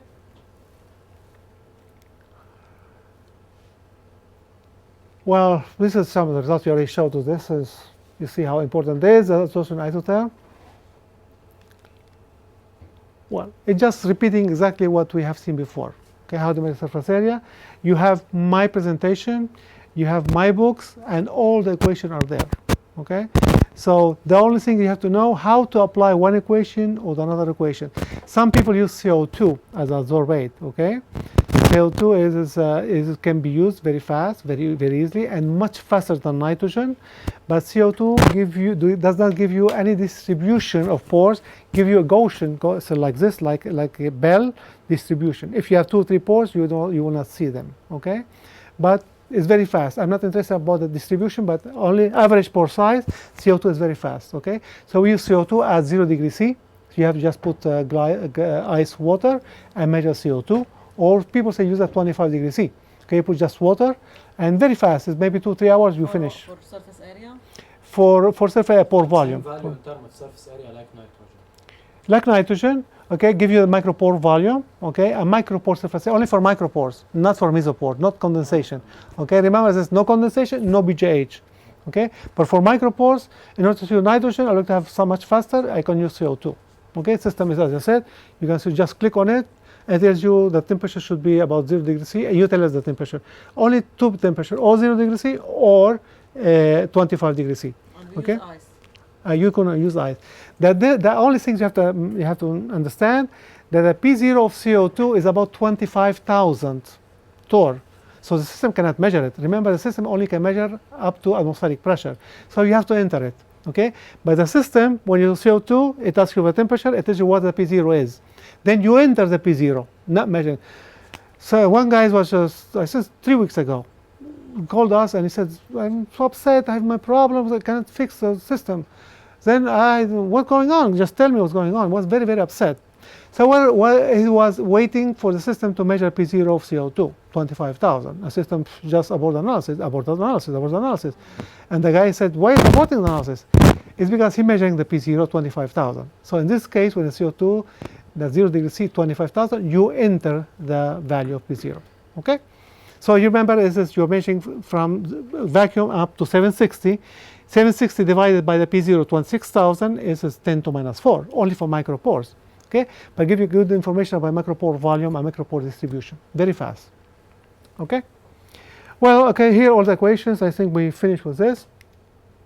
It's just an examples of each one of the analysis I give to you. Okay, the Langmuir equation, the BT. This equation for this is for micropore solids. It's 620 square meter per gram. It's very important. This is automatically. It's very important to understand how we get these results. Okay, is because this machine is a machine. Okay, give you a number, but you have to know the limits we're using. And one indication is very important: the C value. If the C value is negative, means that you are not in the correct limits. You have to change your limit. Okay, if you have to use the BT for micropores, use from 0.05 down. Okay, you start changing 0.04 until you get the first C value positive. Okay, never respond C value negative. Never. See the C value in the report. As the report automatically. Is it called C The value? Y. C value. C It's value. the Y Yeah. intercept of the VAT.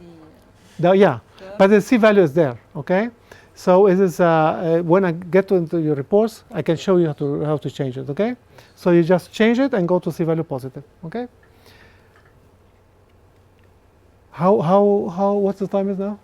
I think we're done for the session. Okay, you have to tell me. We have an hour break for lunch, and we'll resume at 1:30 for sample analysis. All right.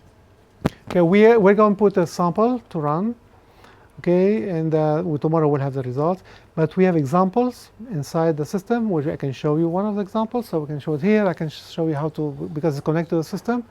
So you can learn how to change the limits and parameters. Thank you. So we'll resume here at 1:30. This is the P0 tube. All of them, they are immersed inside the liquid nitrogen dewar. Okay, like this one here. See, each one of the sample tube has its own pressure transducer. We're measuring the pressure, but these valves, when it's like this, are closed. Okay, and when it is in yellow, mean it is in manual mode, so you can close them and you can open them. For example, if I put see here, you can see like a valve, so you can open it or close it. Okay, when it is in automatic mode, you will not be able to open the valve or do anything. With automatic, it will not allow you to do anything. Okay, you have the pressure transducer, we have the gauge to measure the vacuum. Okay, you have the temperature. Okay, the system inside, this is the manifold here, where all the valves are, okay, and the gases also. So this manifold, as I said, the system is according to the pressure table we set. Say, for example, the first point, P over P0, I would like to have 0.5, an example, okay? The system knows the P0, multiply P over P0 equals 0.5, multiply the P0 by 0.5, then know the pressure, okay? So say the pressure 100 torr. Says, okay, 100 torr only to fill the sample tube, the manifold, but also knows the volume of the sample tube. Okay, is for the free space.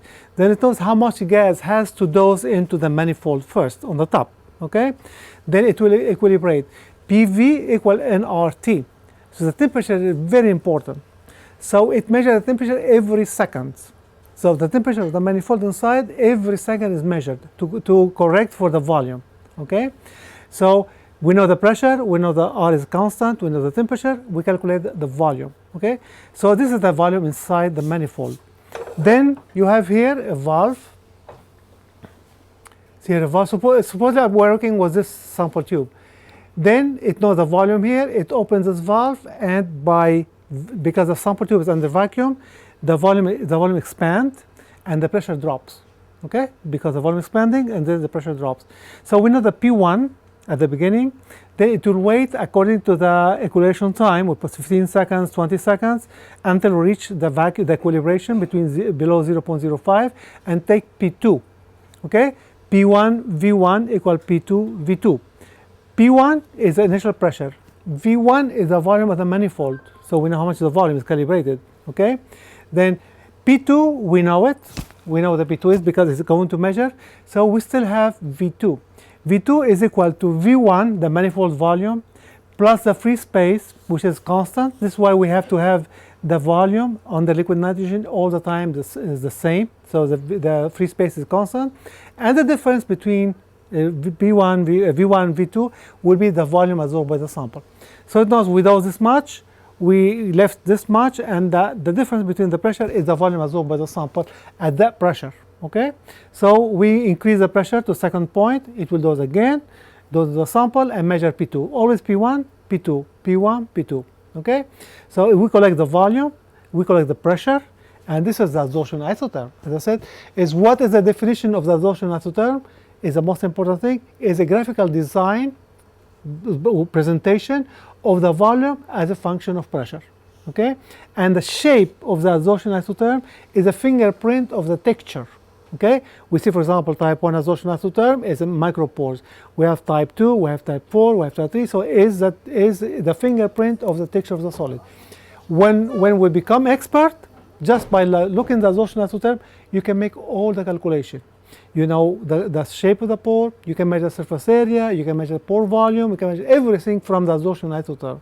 So when someone send me a file, okay, what I get is just absorption isotherm. I can make my calculation manually, and I get everything. And I compare what you have in the report. If it does not match, then I look for all your parameters you used to find where the problem is. So this is what is important from you, is to become expert. So you don't have to look for 85 pages, just one page. From that page you can calculate everything, but you have to know, for example, the BET equation, the Langmuir equation, but you just open the book, and just copy from the book, and you make the calculation, okay? So this is very important. Long time ago, Micromeritics has a very old instrument, and I put my sample from Belgium, from my PhD, into the system. I did not get the same result, okay? And I knew that I was doing everything manually, so I have no error in my calculation. I was very, very sure about my calculation, and I told them there's a problem with the system. He said, no, it's impossible, because it's a professor from Georgia Tech. And I said, I don't care. He said, you have to find out the problem. And they gave me the report. I said, okay, show us the report. So I showed them the report, all the calculations, BET, the limit, everything, and we found the problem.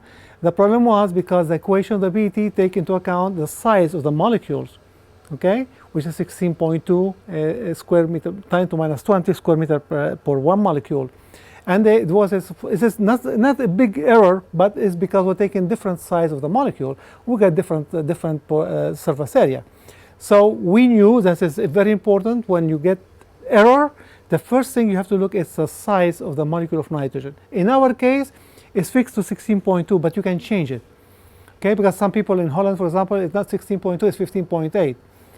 But then you cannot compare the surface area, okay? Because you are taking the 15.8 here and 16.2. So when you like to compare, you have to get exactly the same numbers everywhere, so you can compare yourselves, okay?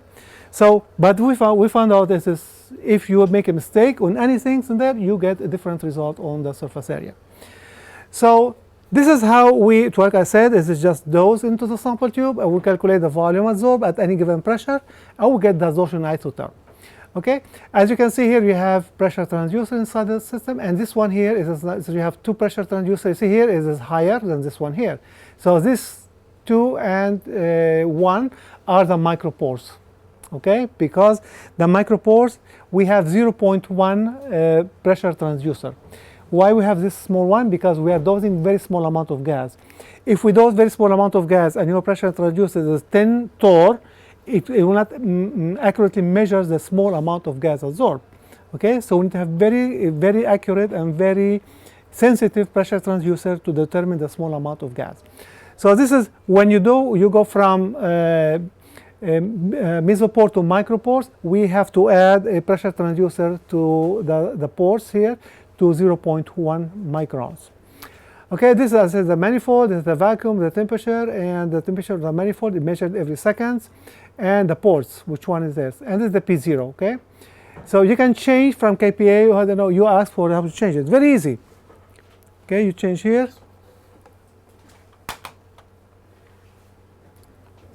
It's not working here, okay. Go to options, okay, and you get to here, and let's see, for example, you have the millimole, you can see, you can click here, and the pressure is going to 2 millimeter of mercury, okay, already changed. You see, so easy. You can, the only way we can measure in moles or micromoles is when you measure acidity, okay. In acidity, you cannot report milliliter per gram. You report micromoles or mole per gram of acid sites. Okay, the only way. But some people reported millimoles or moles, if whatever that. But millimole will be very large quantity. Okay, some milliliter is better. So I would say 98% of the people report the volume in milliliter per gram. Okay, so here are the gases. You have helium. You can connect any kind of gases here. Okay, for physisorption and chemisorption. So physisorption will be on one side, and chemisorption will be the second side. So now what we are doing here, you see, is this green one is open. When it's green, it's open. When it's yellow, it's closed. Okay. So what Abed is doing now is we are evacuating the manifold, okay, into the cylinder, the gas cylinder. So he closed the gas cylinder. We open the pressure regulators on the cylinders, as we're putting gas. So we evacuate the whole system because we have to make sure that there's no contamination inside the lines. Because small amount of contaminations, air or something like that, is going to affect the free space. And the very first point in the adsorption isotherm is very important to have very clean lines. Usually people, they use place the cylinders outside of the building. Okay, it's just connecting the lines, 3 or 4 lines together. It's very difficult to get clean lines. Okay, so we recommend them to use only one line without any connections. Okay, even if it was outside, but we pump down the system, we clean the system overnight at least before start doing analysis. So while your line is clean, once you close the vacuum, you open the gas, and then there's no leaks inside the system. We have to make sure there's no leak inside the system. What else? Here is the dosing machine. The dosing system is very intelligent, as I said. Okay, the first 5 points as the system does not know how to work, so it starts dose according to the pressure. But then once it gets 5 points, it knows if the sample absorbs too much gas or very small amount of gas. They start dosing by the valve there, which is a smart dosing. Okay, so dose the correct amount of gas every time after 5 points. Why is that? To just save the time. Because otherwise, if it's going to dose too much gas, then it says, oh, I'm overshooting. Then you have to evacuate. Okay, this is dosing, evacuating take too much time. Okay, so after 5 points, it starts dosing by itself. Sorry? Yeah.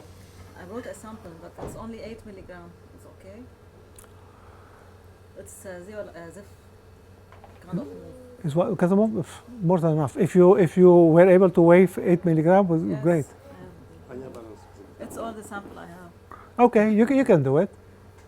So I'll put it now for the degassing. Okay. I will, Okay, make sure when you put the sample, all the samples are inside the sample tube. Okay, down. If you get it, it's sometimes you have powder stick on the walls. Okay, so they're not at the same temperature. So you'll have a problem because it will not saturate the sample and you get less surface area than it should be. So usually what we do here is just we put what do you call it, large funnel or something you can put there, and all the sample will be down, okay, inside the sample tube. So if it's there, well, 8 milligrams, if you have 4 digits scale, you can weigh the empty sample tube first, you put your sample there, and you weigh it again. So if you have 4 digits, you will be able to see the 8 milligrams of sample, okay? Because usually you lose some maybe in the paper or something like that. Because it has high surface area material, small change on the sample weight, it gives you a big change on the surface area, okay? I have a question. Yeah. Regarding the sample not sticking to the wall, if the tube is very thin and I don't have a funnel, can I put the sample in a aluminum sheet? You can, as long as it doesn't stick and lose too much sample, So there's no I can problem. put my sample in a small aluminum sheet, apply it and drop it inside the tube. It will not affect my surface area. You are doing this, so you're putting inside the aluminum sheet and put the sample there. Well, you could have some problem, okay? If you like to do this, you would need to measure the volume or absorb by the sheet first. The blank, it's called blank, okay? Then if it does not absorb anything, 0 is okay. But if it does absorb a little bit, then you have to make subtraction, the volume from the total volume absorbed, okay? But usually it does not have any surface, and the porosity is smooth. But you need to make sure, okay? Because if absorbed, it's going to affect your analysis. Okay? Usually do the blank, okay? What it says in the red, can you read it? The red stuff there? -3, I think. No, it is. It should be home. No, the draft She's sheet. removed. She's removed. Okay. She's removed means that says you need to cover every time you make analysis. Okay. Make sure you put it always there. It's so important because if someone dropped by accident, the door is an explosion because the sample. We had some problem with some people. Okay, they like to see what the liquid nitrogen is. They drop the door and they like to look at it. Okay. So, but if you have a shield, this is protected. It's very important. First, our security, our health, and then this machine. Okay, so you always use this because this is what gives you a warning about the shield. This is the door. Okay, going up and down. I can do up and down. So this is manual. Okay, so you see here it says raise or stop. You can do anything you want. Okay, this is electricity stuff, and this is the degas mantles. This is the heating. This is the heating. Okay, so you can heat the sample in situ. It is, if you are using mesoporous solids, does not have too much high surface area, you can degas it outside. Okay, for the micropores, you should degas it first outside because a lot of water. Okay, if you have 1,000 square meter per gram, means there's a lot of water inside the pores. Okay, I don't like to contaminate the manifold because if you degas it in situ, then all the water goes inside the manifold, and I'm looking for 10 to minus 8. So if you contaminate the manifold, I will not be able to go 10 to minus 8. And also the water will go inside the turbomolecular pump. Then it will not pump properly. Okay? So make sure your sample is degassed first outside. And once the sample is clean, you move it. And for a micropore only, degas it in situ for 1 hour. Okay? Because a micropore is so sensitive to humidity or to water, it will absorb again. Okay? Then some of the very tiny, small, ultra micropores will fill with gas, and then it will give you an error on measuring the pore size. So degas it in situ, and for 1 hour, you have the heating mantles, open the vacuum system, and this is here also has a high vacuum system. On the other one is only very, very, very small pumps, and it's not very high vacuum system. Okay, can take the water, but if, as I said, the micropores, the water is just hold it chemically. So you need to have very high vacuum system, high temperature to clean the sample. Okay, so you move it to in situ, and you degas it here, and you have no problem whatsoever at all. Okay. What else here is let's see one of the reports.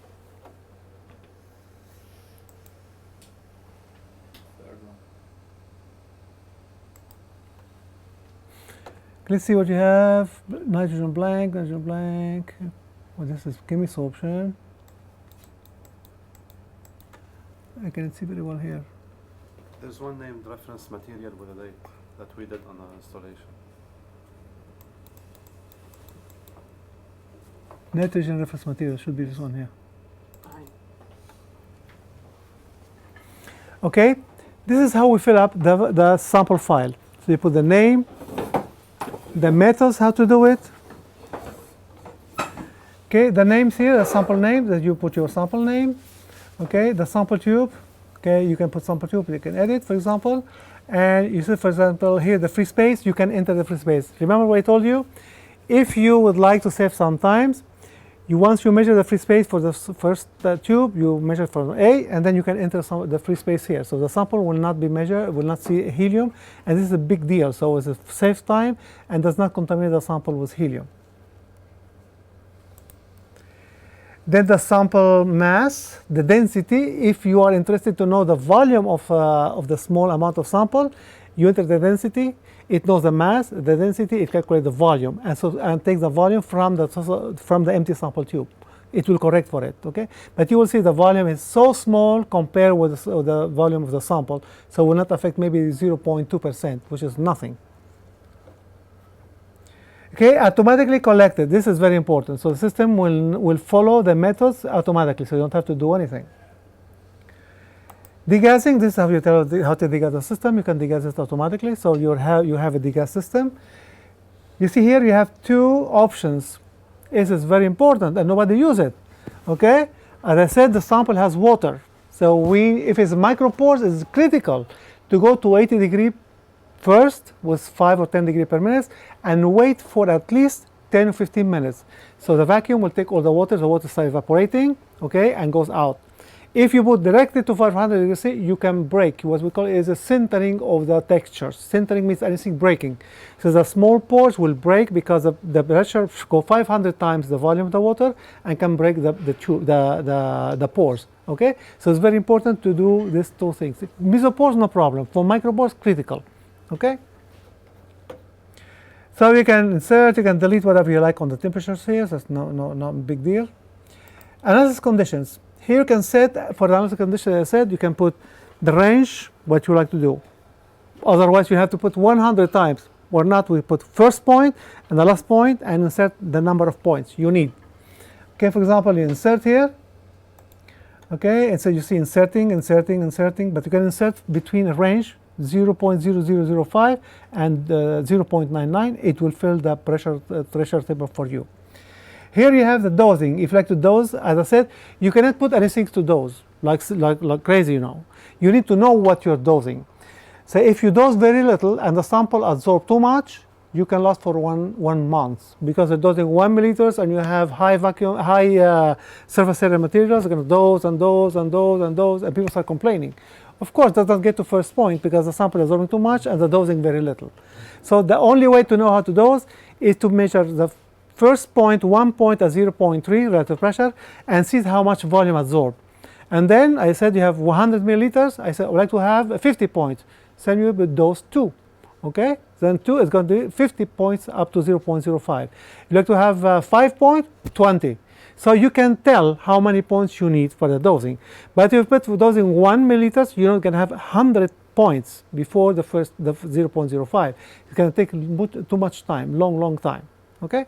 So the dosing is a way you have to put the dosing knowing what you're doing. The equilibration pressure, the equilibration time is, as you see here, 10, 10, 10, 10, 10. Well, I don't like the 10, I would like to 15, because if 10 was not enough, then you have to repeat the analysis. You cannot correct it anymore, okay? So I take 15, even though it's 5 seconds more, it's going to make me, for the whole analysis, maybe 30 more minutes, but I don't have to repeat the analysis, okay? So 10 seconds for mesopores, because silica alumina is mesopores, it's 100 Armstrong, this is reference materials. 15 seconds, okay. For micropore, we take 45. Okay, and ending pressure was just the P2, okay? So it's a P1 and P2, so this is, I said, the dosing. So the system it just show you the pressure. The free space, as I said here, you see here, you have the pressure, the measuring before is just dosing. You always do it automatically. Okay, some people they go and they said, okay, the free space of the P0 is a number, whatever, but we don't know the temperature of the bath. So let it measure automatically, and then you select the time. Okay, for example, you have enough time, but you have the time. Here you have 0.5 hours. Okay, 5 times 60 is every 30 minutes, so every half an hour, which is good enough, because here it does not change too much. Some places you have to measure every 1 minute, every 2 minutes, if it changes too much the atmospheric pressure. Remember I said this morning that the P0 depends on the atmospheric pressure and on the liquid temperature of the liquid you are measuring. This is the only things can change the P0. If the liquid has water, it's going to change the P0, or if the atmospheric pressure changes, it's going to change the P0. And why is it important? Because the P over P0 is related to the size of the pore. If the P over P0 is not correct, the size of the pore is not correct. Okay? Sorry, what about the lower the dewar for equilibrium? Okay, we lower the dewar after the free space measurement. Okay, how to measure free space? The sample is clean, and dose helium. Okay, dose helium having the dewar down, so it measures the warm free space. Okay, then the helium does not absorb; it will equilibrate very fast. Then we raise the dewar. Okay, and take longer time because the helium is going to almost condense because the temperature is much lower. Okay, then we'll measure the cold free space, but then you need to take the helium out. If the dewar is up, it will take long time to take the helium out. So this is the system lower the dewar. Okay, but depends on how much are complicated, how tortuous are the pores. If the pores are tortuosity, you need to leave the dewar down for half an hour, maybe sometimes 1 hour, to take all the helium out. Okay, some people put 10 minutes because they are very in a hurry. Okay, the pores, many of the samples, the pore shrinks at liquid nitrogen 77 K. They shrink, okay, and the helium gets trapped inside. Then when you lower the dewar, it's not going to open very fast. At least 30 minutes, the pores will open, then the helium comes out very fast. But if you do very short, the helium stays inside. When you make the analysis with nitrogen, the nitrogen is going to come inside and see the pores are filled with helium. But as nitrogen is heavier than helium, the helium comes out. What is happening? What we're expecting that the pressures go down until equilibrium, right? If the pressure goes up, it's because of helium, and what you get on the absorption isotherm, you get like this. Very bad. Okay? So if you get something like this, it's because your sample has helium trapped and you did not allow the dewar down for enough time. Okay, what else we have here? We can delete pressure because this is Nothing's. You can use absolute pressure, P, or you can use relative pressure. We usually work with relative pressure up to 1. From vacuum, when P equal to P0 is 1, so we go from vacuum to 1. Sorry, what about the second column beside the... This one here? Yes, this one. Is the pressure increment. You can have, this is something like dosing, okay? The pressure increment, also I can say go from 0.05 to 0.06, 0.07. So you can dose this. This also is only you need to use them when you become expert. Otherwise, you will miss your analysis, okay? So don't use dosing, don't use pressure increments unless you are familiar with this. Because if I increase the pressure and I don't know how much I have to increase, you can skip one of the pores. As I said, you can have pore for 5 or 6 Armstrong, okay? And this one corresponds to one pressure, and this one corresponds to another pressure. But if your limit between this one and this one is from here to here, you will see only one pore, okay? So you need to know, you need to have an idea about the texture of your sample to work with the dosing and to pressure increments. If you don't know, just put enough points so you can get all the adsorption isotherm. I said minimum you have to take at least 50 points, okay? I see some people presenting papers to a project with 20 points. This is not acceptable. Nobody accepts it, okay? Because you don't see the shape of the adsorption isotherm. And I said the shape is a fingerprint of the texture. So you need to have at least 100 points, okay? All right, so, and the report, here is the report, so you can select whatever you like, okay? As I said, if you make a report, everything is 85 pages. And if you have a printer, so the next time you get no more papers, okay? So usually when you print these things here, go to file or go to the computer, so you can see first on the computer. Because once you print it, you cannot correct it on the papers, but on the screen, you can correct. Okay, so now we're going to see an example how you correct it.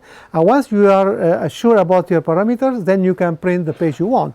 Okay, I think you print 1 or 2 pages only. If you like to print something for presentation or for your paper, you print, for example, the pore size distribution. Okay, to see the pore size distribution directly. Or you like the BT surface area. Some people just report the numbers, but you need to report the numbers, surface area, and the C value. Okay. Now all the reviewers they ask you to show them the C value and see if you really know what you're doing or not. So if the C value is low, suppose you make a report to me and they say the C value is 1, and you're showing me very nice adsorption isotherm. You don't know what you're doing. It's not possible. I show you the C value is 1 or 3, you get type 3 adsorption isotherm. But you show me type 4 or type 2, so you cannot have C value 1 or 2. You have to have at least 100, 200, 300. Some of the people that show C value about 10,000, okay? 10,000, again, is because the chemical adsorption, not physical adsorption, is too high, okay? Unless if you change the BT limits to go from 0.05 to 0.04, 0.3. The C value is too high because you're dealing with a micropores. The energy is too strong, so it's acceptable. But for the BET limits from 0.05 to 0.3, maximum the C value can be 1,000. Okay? Sorry? Do we have to select the report before analysis, or we can do it after? No, you can do it after. So all the reports will be there. You can just all the reports. You can delete one, you can add one. The most important thing is the adsorption isotherm, and everything is come from there. Okay? If we had an error on the adsorption isotherm, we have error on everything. So once you get the adsorption isotherm perfectly, properly, the first thing you have to do is you have to make sure that the adsorption close. Okay? And the volume is always positive, cannot be negative. If you have the two conditions, your answer is good. Okay? Now, according to your knowledge about the equilibration time, okay? Maybe your equilibration is too low, then maybe if you raise the equilibration time, maybe your volume increases, but the shape of the adsorption will be the same, only increase the volume. Okay? Any questions?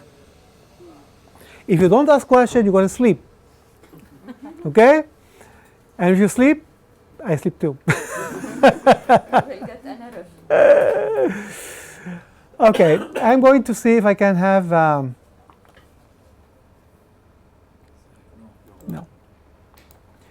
Let's open one of the sample file. Again, let's do the same thing. I don't know whether I close it, but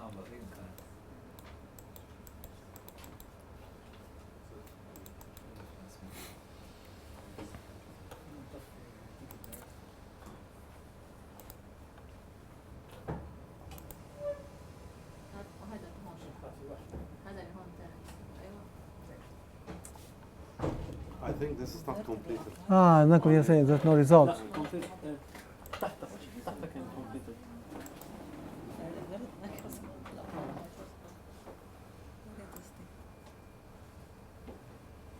This is natural reference materials here. No analysis, Yeah, no no analysis, analysis. complete. This is analysis. reference material. Blank, text, test. ايش هو عنده بيقشع. اللي عملناها وقت ايش سميناها؟ second trial. في شيء second trial. سميت وحده مايكروبورس وحده ميزوبورس. ايه بس لا ريفرنس ماتيريال سميناها ريفرنس. سميت كلمة مايكروبورس بالأول أو التست هو عملته بشهر 4 واللي بعده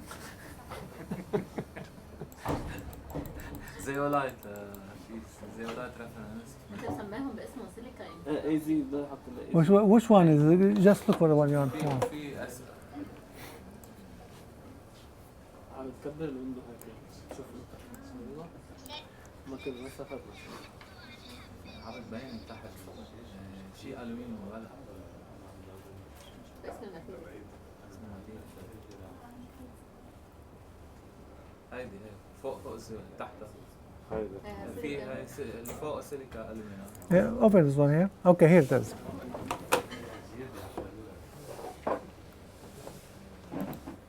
Okay. What type of absorption isotherm this one? Between 1, 2, 3, 4, or 5, 6? 4 Type 4. Okay.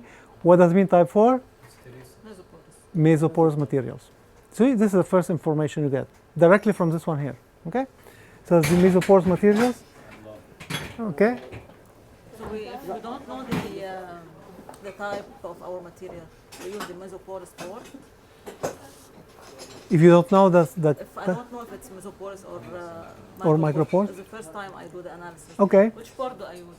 No, if it's not mesopore or micropore, you don't have hysteresis. You get type 1 absorption isotherm. Because we have From the two ports machine, for which one? the where to put machine. her sample in the micropore port or in the mesopore port? No, you need to know. Okay, but if you I don't know what you put it in the micropores, and if you have micropores, you'll see it. Because see, even though you put a sample in the micropore port, okay, if you don't have micropore, it's going to go very fast because no absorption. If it does not absorb anything, it's going to go very fast. Okay, if you have micropores, you're going to see it. If you don't have micropore, it's going to very fast. Okay. So I can have this type of isotherm. Yeah, of course. Yeah, because see here the micropore is nothing. Okay. See at the beginning here is if you don't have a micropore, it's going to be very fast. So it's not going to affect analysis. So usually is if you suspect, if you have a micropore, just put it in the ports, micropores ports. 1 or 2. Yeah, 1 or 2. Okay. So you see here is this. So you have here is this this is the absorption.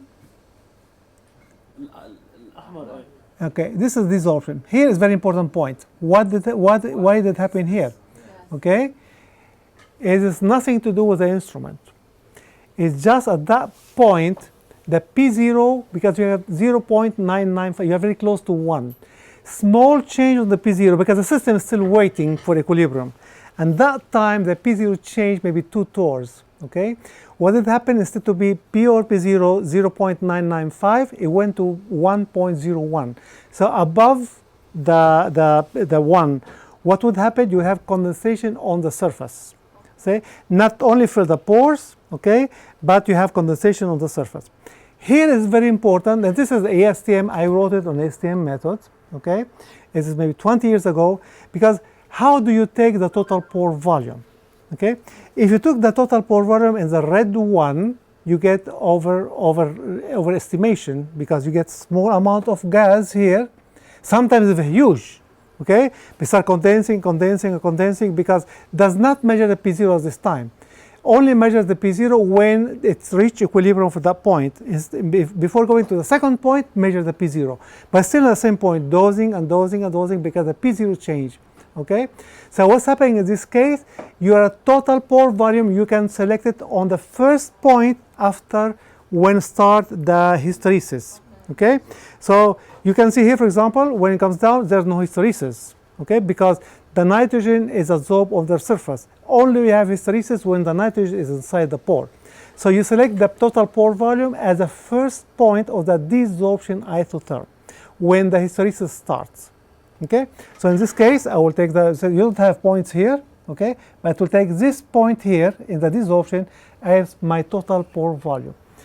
I can tell you a story. You see, the ASTM, they do round robin. Do you know what the round robin is? The round robin is they take a sample, about 2 kilograms of samples, and all the people in ASTM, the meetings, the D32, each one of us, they take a sample, and there's a method. They write a method, they say, okay, we're going to measure now the total pore volume of a reference materials. So they give it to maybe 100 people and give us how to degass a sample and how to measure it and everything. And report the total pore volume. And we get 200% error. When we came the next session 6 months later was 200% error. So what's going on? They've taken the point at the end on the adsorption isotherm where you can have some condensation. And depends how long it stay there, it's going to be less or more condensing on the surface. When we took the first point on the adsorption, on the desorption isotherm, everybody agreed within 1%. Okay? So this is why we select, because before, 20 years before, you could not select the total pore volume, the point. It just take to 0.995 and take the total pore volume. Now in our software, you can select it. You can tell where you like to measure the total pore volume. Okay. Another thing is that all the calculations here, okay, it will look for the P0 value. I think you send me a report where you don't see the pore volume. Okay. Here, what from here? Yes, from here. Okay. Why? Because it look for the temperature of the liquid nitrogen. Okay, so this is not liquid nitrogen, and you have no condensation. It does not make any sense to report anything. Does not report anything. Give you 0. Okay, so was very easy for me to find out where the problem is. I just looked at the temperature, correct the temperature, everything came out. Okay, so we cannot make a mistake. So if you have any mistake, big mistake, we will not have a report. This says you cannot report this. For example, in order to have pore volume, we have to have condensation.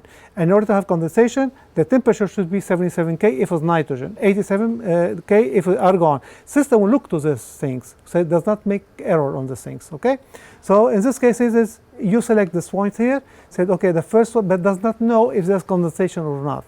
Okay, so in this case, you take the first point of the desorption isotherm and finish. This is correct problem. Okay. All right. Here you can change the limits. Okay, see, I can change it, whatever you like. Okay, I'd like to take total pore volume in this point.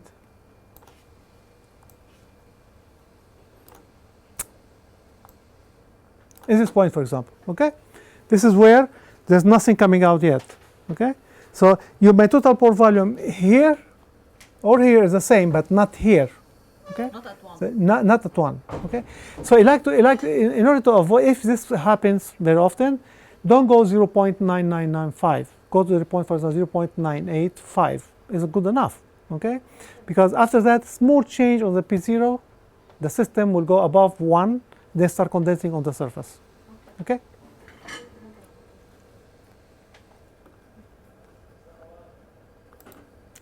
Okay, the BT.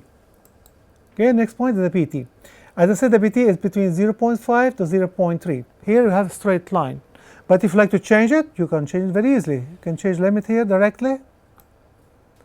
Okay, and you can see directly here on the surface how changing the BT surface area. Everybody looks? You can see? Okay? Yes, the slope and the intercept. Yeah, but in this case, because it's a straight line, does not change too much. Yes. Okay? Because it's 0.45, but I can change here.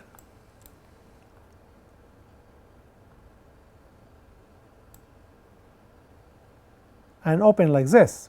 Okay, you see here? It's not linear. It's not in one, so we don't have a monolayer absorption. So it has multi-layers, and if you take that one, you're overestimating the surface area. Okay? So you have to make sure that you are in the good limit between 0.05 and 0.3. Okay? So you see before, we used to go to the report, change it, and make the calculation again. And this one here is just the microactive, it's just on the screen. So you're just moving the limits, and you can get everything you want. But here on the right, what really we are changing there, down there? Here? No, on the right. Here? Yes. Change the limit. You're including the limit of the Here? BT See it changing here?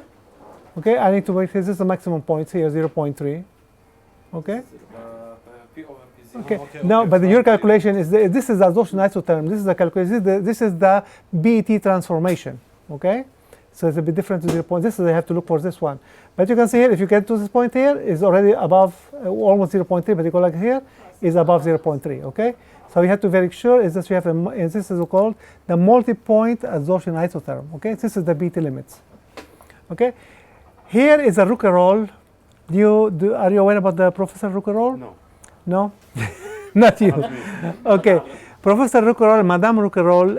I spent 6 months with them. This is in France when I was in Belgium. Okay, they're very knowledgeable on gas adsorption. So I took a course with them, 6 months.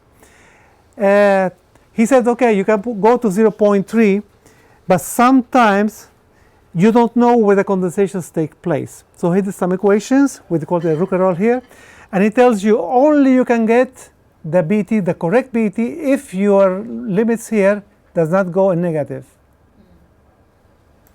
Okay, so I can go here. Okay, now you have a straight line. This is your best fitting for the BET equation. Okay, so look for the Rouquayrol and don't go to the negative parts like here. Okay, if you go negative, it changes your surface area. Not a decreasing part.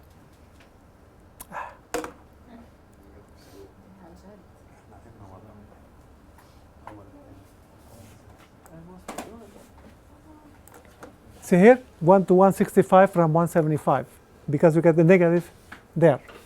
Okay, this is indication of the correct limit of the BT is to use Rouquayrol. Okay, if you use Rouquayrol, it tells you where are the good limits. In the positive side, it says your surface area will be every time the same. Every time you repeat it, you get exactly the same number. Okay. We included everything we know about gas adsorption from everywhere. Okay, so we included in software, so people can have very wide range of. We can work on the software, but the Rouquayrol really is very well known. Okay, so if you look for Rouquayrol books, you can find this have many books. He and his wife working and writing things about adsorption and different molecules. Rouquayrol has very nice things is because he used different adsorbate molecules, and he compared the pore distribution by the molecule sections area with the BJH. Okay, so he compares this result. They have very nice results about. Which university? Is it Toulouse, Marseille, University of Marseille in south of France.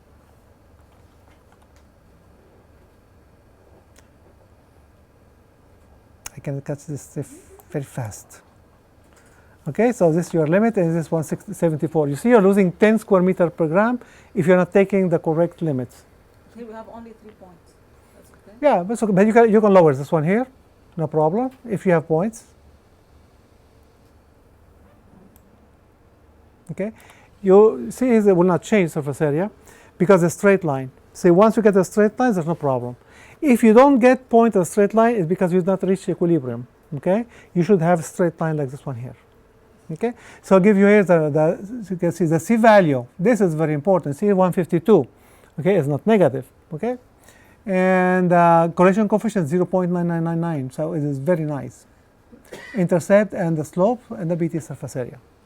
Can we on purpose now choose a place or point so we can see the C value close to 1 or negative? No, it is you need to the micropores system where you we'll see an example now.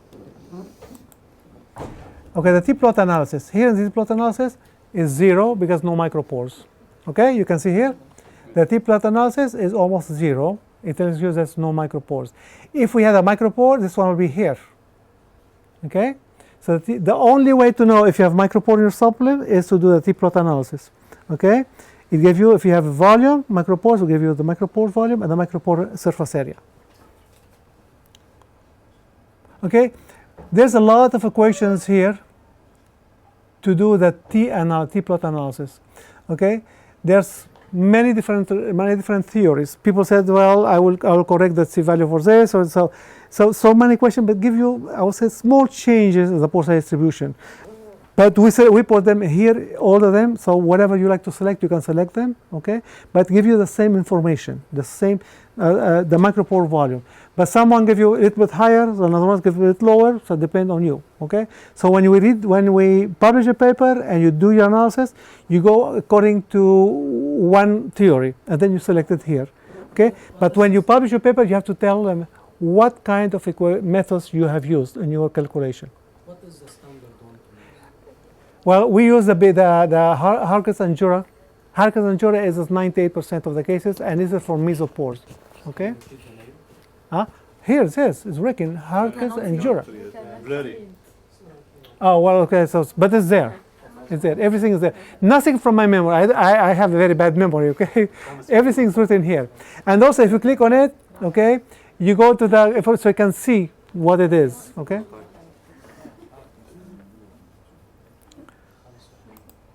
Okay, you see some people, for example, Scholten in Holland, in Delft University, also he wrote his own methods. Okay, so it's called alpha S plot, and it's different to BGH. Okay, alpha S plot is like T plot, but he said that I don't like to have this, so he have the reference materials, and for the reference materials he compared to his sample. Okay, he said much better than if you do T plot by itself, but it's there. So you like to do it, you can do this. Okay. The BGH absorption isotherm. Okay. You see here, the BGH is to tell you about 100. You see, this one here is not by why we get this. Because we don't have enough points, okay? If you had enough points, you get very nice peaks, okay? But at least still you have got here, you have 100 Armstrong. So we know the silica alumina is 100 Armstrong. Now, if you run the silica alumina and you get 500 Armstrong, then you have a problem. There's something's going on, okay? So you have to run the reference material every, I would say, maybe 3 months, okay? The reference material for gas absorption is you can use it over and over and over again. Nothing changed, okay? Because absorb nitrogen and you dissolve it. Not for chemisorption, but this one here is you can take for the sample tube and you put, for example, a certain sample, and you can use it the same way over the time. So you don't have to degas it, and you just clog it, and you can measure from time to time. What is the red curve? The red curve. The red curve is just a model, okay, but doesn't mean too much, okay, because our system is just like the dissolving isotherm. Is just indication does not mean too much. It's more complicated than anything else. Okay, what we need to look is this. Okay, so you see here, for example, if I get this more, okay, I can change it. Okay, you're gonna have to one here also. So Okay, if the material was microporous, we should put the limit to the low points below 0.05. Yeah, well, here in this case is we know it's a reference material is the mesopore materials. So I don't care about the micropores here. So the micropores here. So I see this curve. This curve is the volume around 100 Armstrong. This is what I'm telling you. You have this volume, okay, around 100 Armstrong. This is what I'm telling you. So if I want to say microporous, I shift the limit. Yeah, you go here, for example, you go to micropores here. 0.05. Yeah. Okay, so you see here nothing. Okay. If you have micropore, you're gonna get the second peak here. When you see this, when you get a bimodal distribution, we have micropore and mesopores, it's beautiful because you can see one here and one there. Okay. So the BGH, you can have BGH adsorption and you can have BGH desorption. Okay, this is the desorption. Okay, it's about 89. Okay. Remember I told you an adsorption is a cavity and the desorption is opening. Okay, you can get the cavity size and the opening size. So almost cylindrical here, right? Huh? Almost cylindrical. Yeah, because because the adsorption isotherm is almost parallel. Okay, if the hysteresis was like this, you get big difference. But now it's like this. Is just what they're telling you is this: the pores are almost cylindrical. Okay. How important is in catalysis? As I said, is so important for us in catalysis, because if you did what I did in my PhD, is taking the impurities from what's called hydrodemetallization of heavy crude oil. This was my thesis. Okay, in Venezuela, we have a lot of oils, but they're very heavy. Heavy means a lot of impurities inside. So if you the classical catalyst to do hydrotreating is a cobalt molybdenum alumina catalyst. It's very expensive. So in our case, when you take the oil and you put it into a classical catalyst, it will die in 1 hour. Why? Because of such large impurities, it will block all the pores, okay? And the catalyst die very fast. I worked for 5 years. I was managing the catalysis portion. INTEVEP is the Institute of Research for Oils in Venezuela. And we learned a lot from there. So what's happening is we do this is the catalyst is so expensive, and in the industry is tons. There's a large quantity of catalyst, and we lose a lot of money. Okay, so we work on something to change the stuff, and I was the first one to work with the Beba oil in Germany. Beba oil processes is to process the heavy crude oil, take all this impurity before going to the classical catalyst, cobalt molybdenum catalyst. So what I did, I took laterites. Laterite is just dirt from the ground. It's a lot of iron, a lot of alumina. Laterite and bauxite. The bauxite has more alumina than iron, and the laterite has more iron than alumina. And I created large pores. So I just wet the sample, okay, with water, and put it in the oven at 400 degrees C, where the dust it explode all the pores and for very large pores. Okay, so when you put the oils over the laterite or the bauxite, all impurities will fall down within the large pores. Okay, so if I have small pores, we'll block the pores very fast. But if you have large pores, then you can refine a lot of oils, and you can clean the oils. And what you then you can go to the cobalt molybdenum, and this is your cobalt molybdenum catalyst can last for longer time. So what I did is just create large pores. Okay, so the large pores I cannot see them here, so I have to use the mercury pore symmetry to measure the large pores. Okay, in any case, what I'm going to tell you is just the size of the pore is very important. If it's a cavity, depend on what the process you are going to do. If hydrotreating, there's no big deal for the large pores. Okay, just mesopores, okay. For hydrodemetarization, you need to have a very large pores. Okay. How large? In microns, 300 microns. Okay, this one is only can go to 500 Armstrong or 1500 Armstrong. I'm talking about microns. Okay, in my pores, I went from Armstrong into microns, 300 microns, large pores like this. Okay. All right.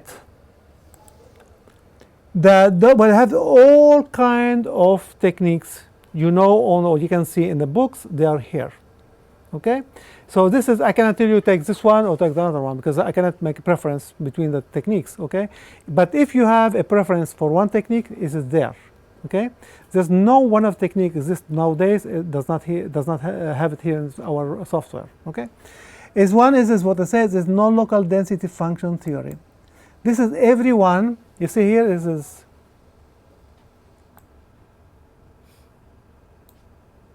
okay. So non-local density function theory. Let me see if I can see it here.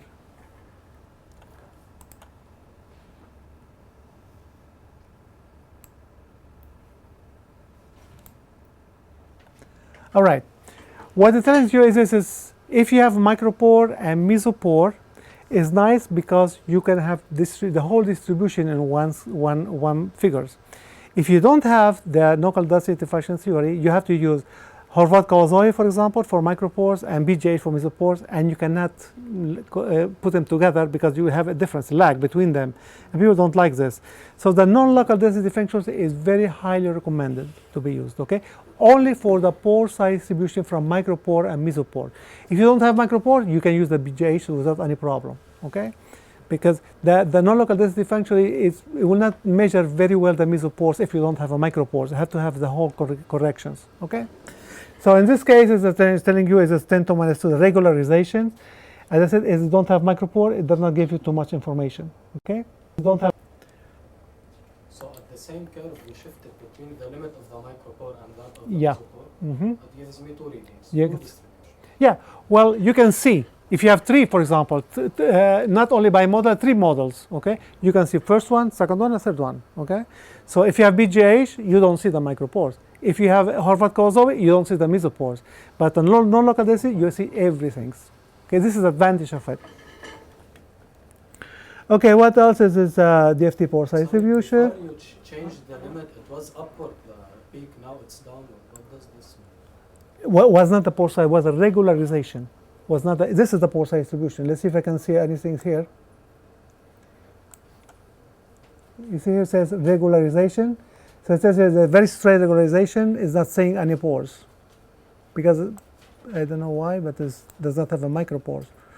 But I don't see anything here. No, it does not have any regularizations here. It's not a good example here.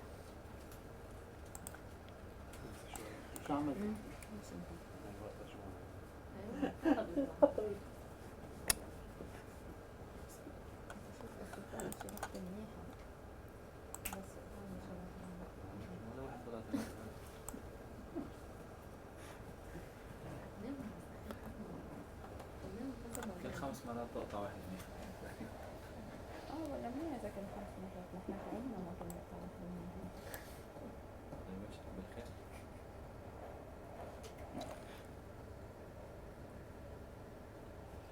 I need to say, I cannot see very well here.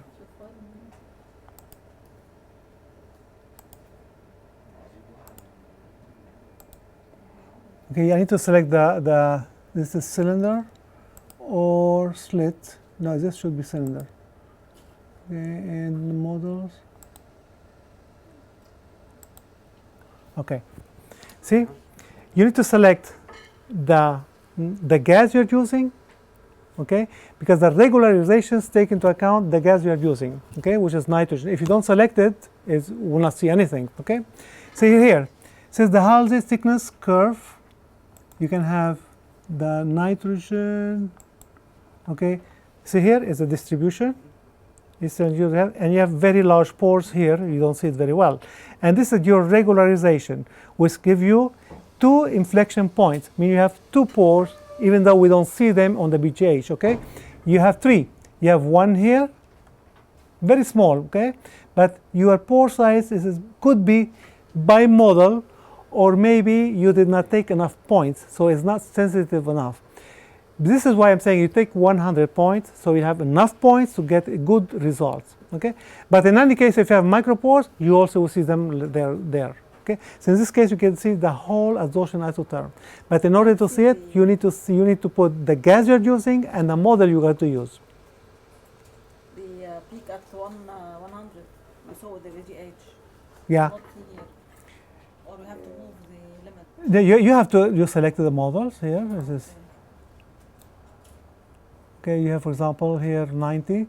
But I have to take the whole things in order to calculate the pore size correctly. I need to take it up to this point, yeah. Okay, average 100 amps. We have more peaks. Yeah, we have more peaks, yeah. But it's much more sensitive, but I'm not sure about it because I don't have enough points, okay? It should be nicer than that. It should be really very nice peak, but this depends on how many points you take. Okay, this was very fast. The regularization now didn't change now, it's like 3 points, now it's 2. Yeah, well, it depends on the equation of the regularization. No, well, you see, here, for example, if you don't have a good analysis, very, very bad analysis, you'll get up and down on the regularization, bad, okay? But this is quite a very shape, very, very straight, really, okay? Give you a good analysis, but I don't like this, okay? Because it depends on, say, 3 or 4 different points. It's because we don't have enough points to be smooth, okay? But if you had 100 points, I have an example which is beautiful. On the same sample analysis, on the same alumina, it's very nice. When I teach, see, I show them good analysis, so because the people run it, we come one day before and take the 100 point, they can see very nice analysis, okay? But this is In total, 50 absorption. no 100 absorption only. 100 absorption and 50 desorption. Because remember, the absorption starts from high vacuum to 0.99. Desorption go only to 0.25 maybe. Okay, so you take 50 points only. Okay. See, we have to put DFT pore size. So you can have DFT surface energy, for example. Okay.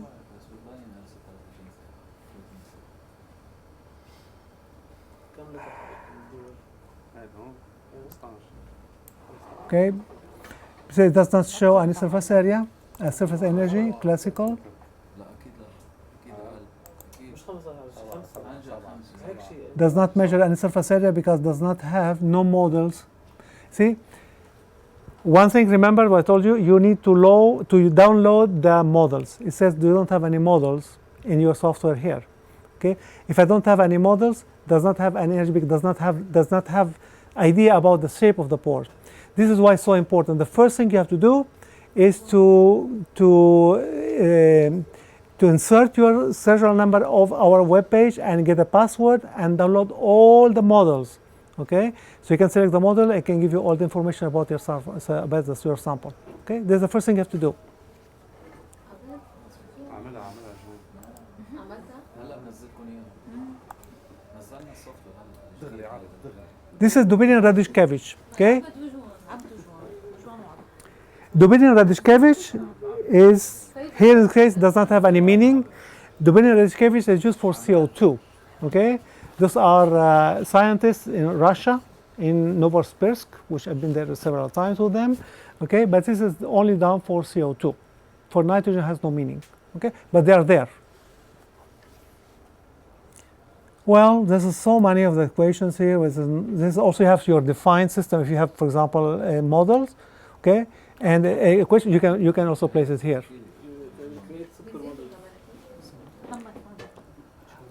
Okay, well, this is to finish the report, okay? Do you have any questions? You see how easy it is by just moving it here, so you can change the limit. According to our sample and our isotherm, we can select which one. And you cannot report all the reports. You have to choose one. Okay, you have to select. The first thing is the absorption isotherm. Okay, so you can tell the shape and what kind of solid you have, micropore, mesopore. If you have type 1 absorption isotherm, then you have to select the Langmuir equation or the BET modified BET equations. Okay, modified means that you have to go from 0.05, 0.4, 0.3 until you get C value positive.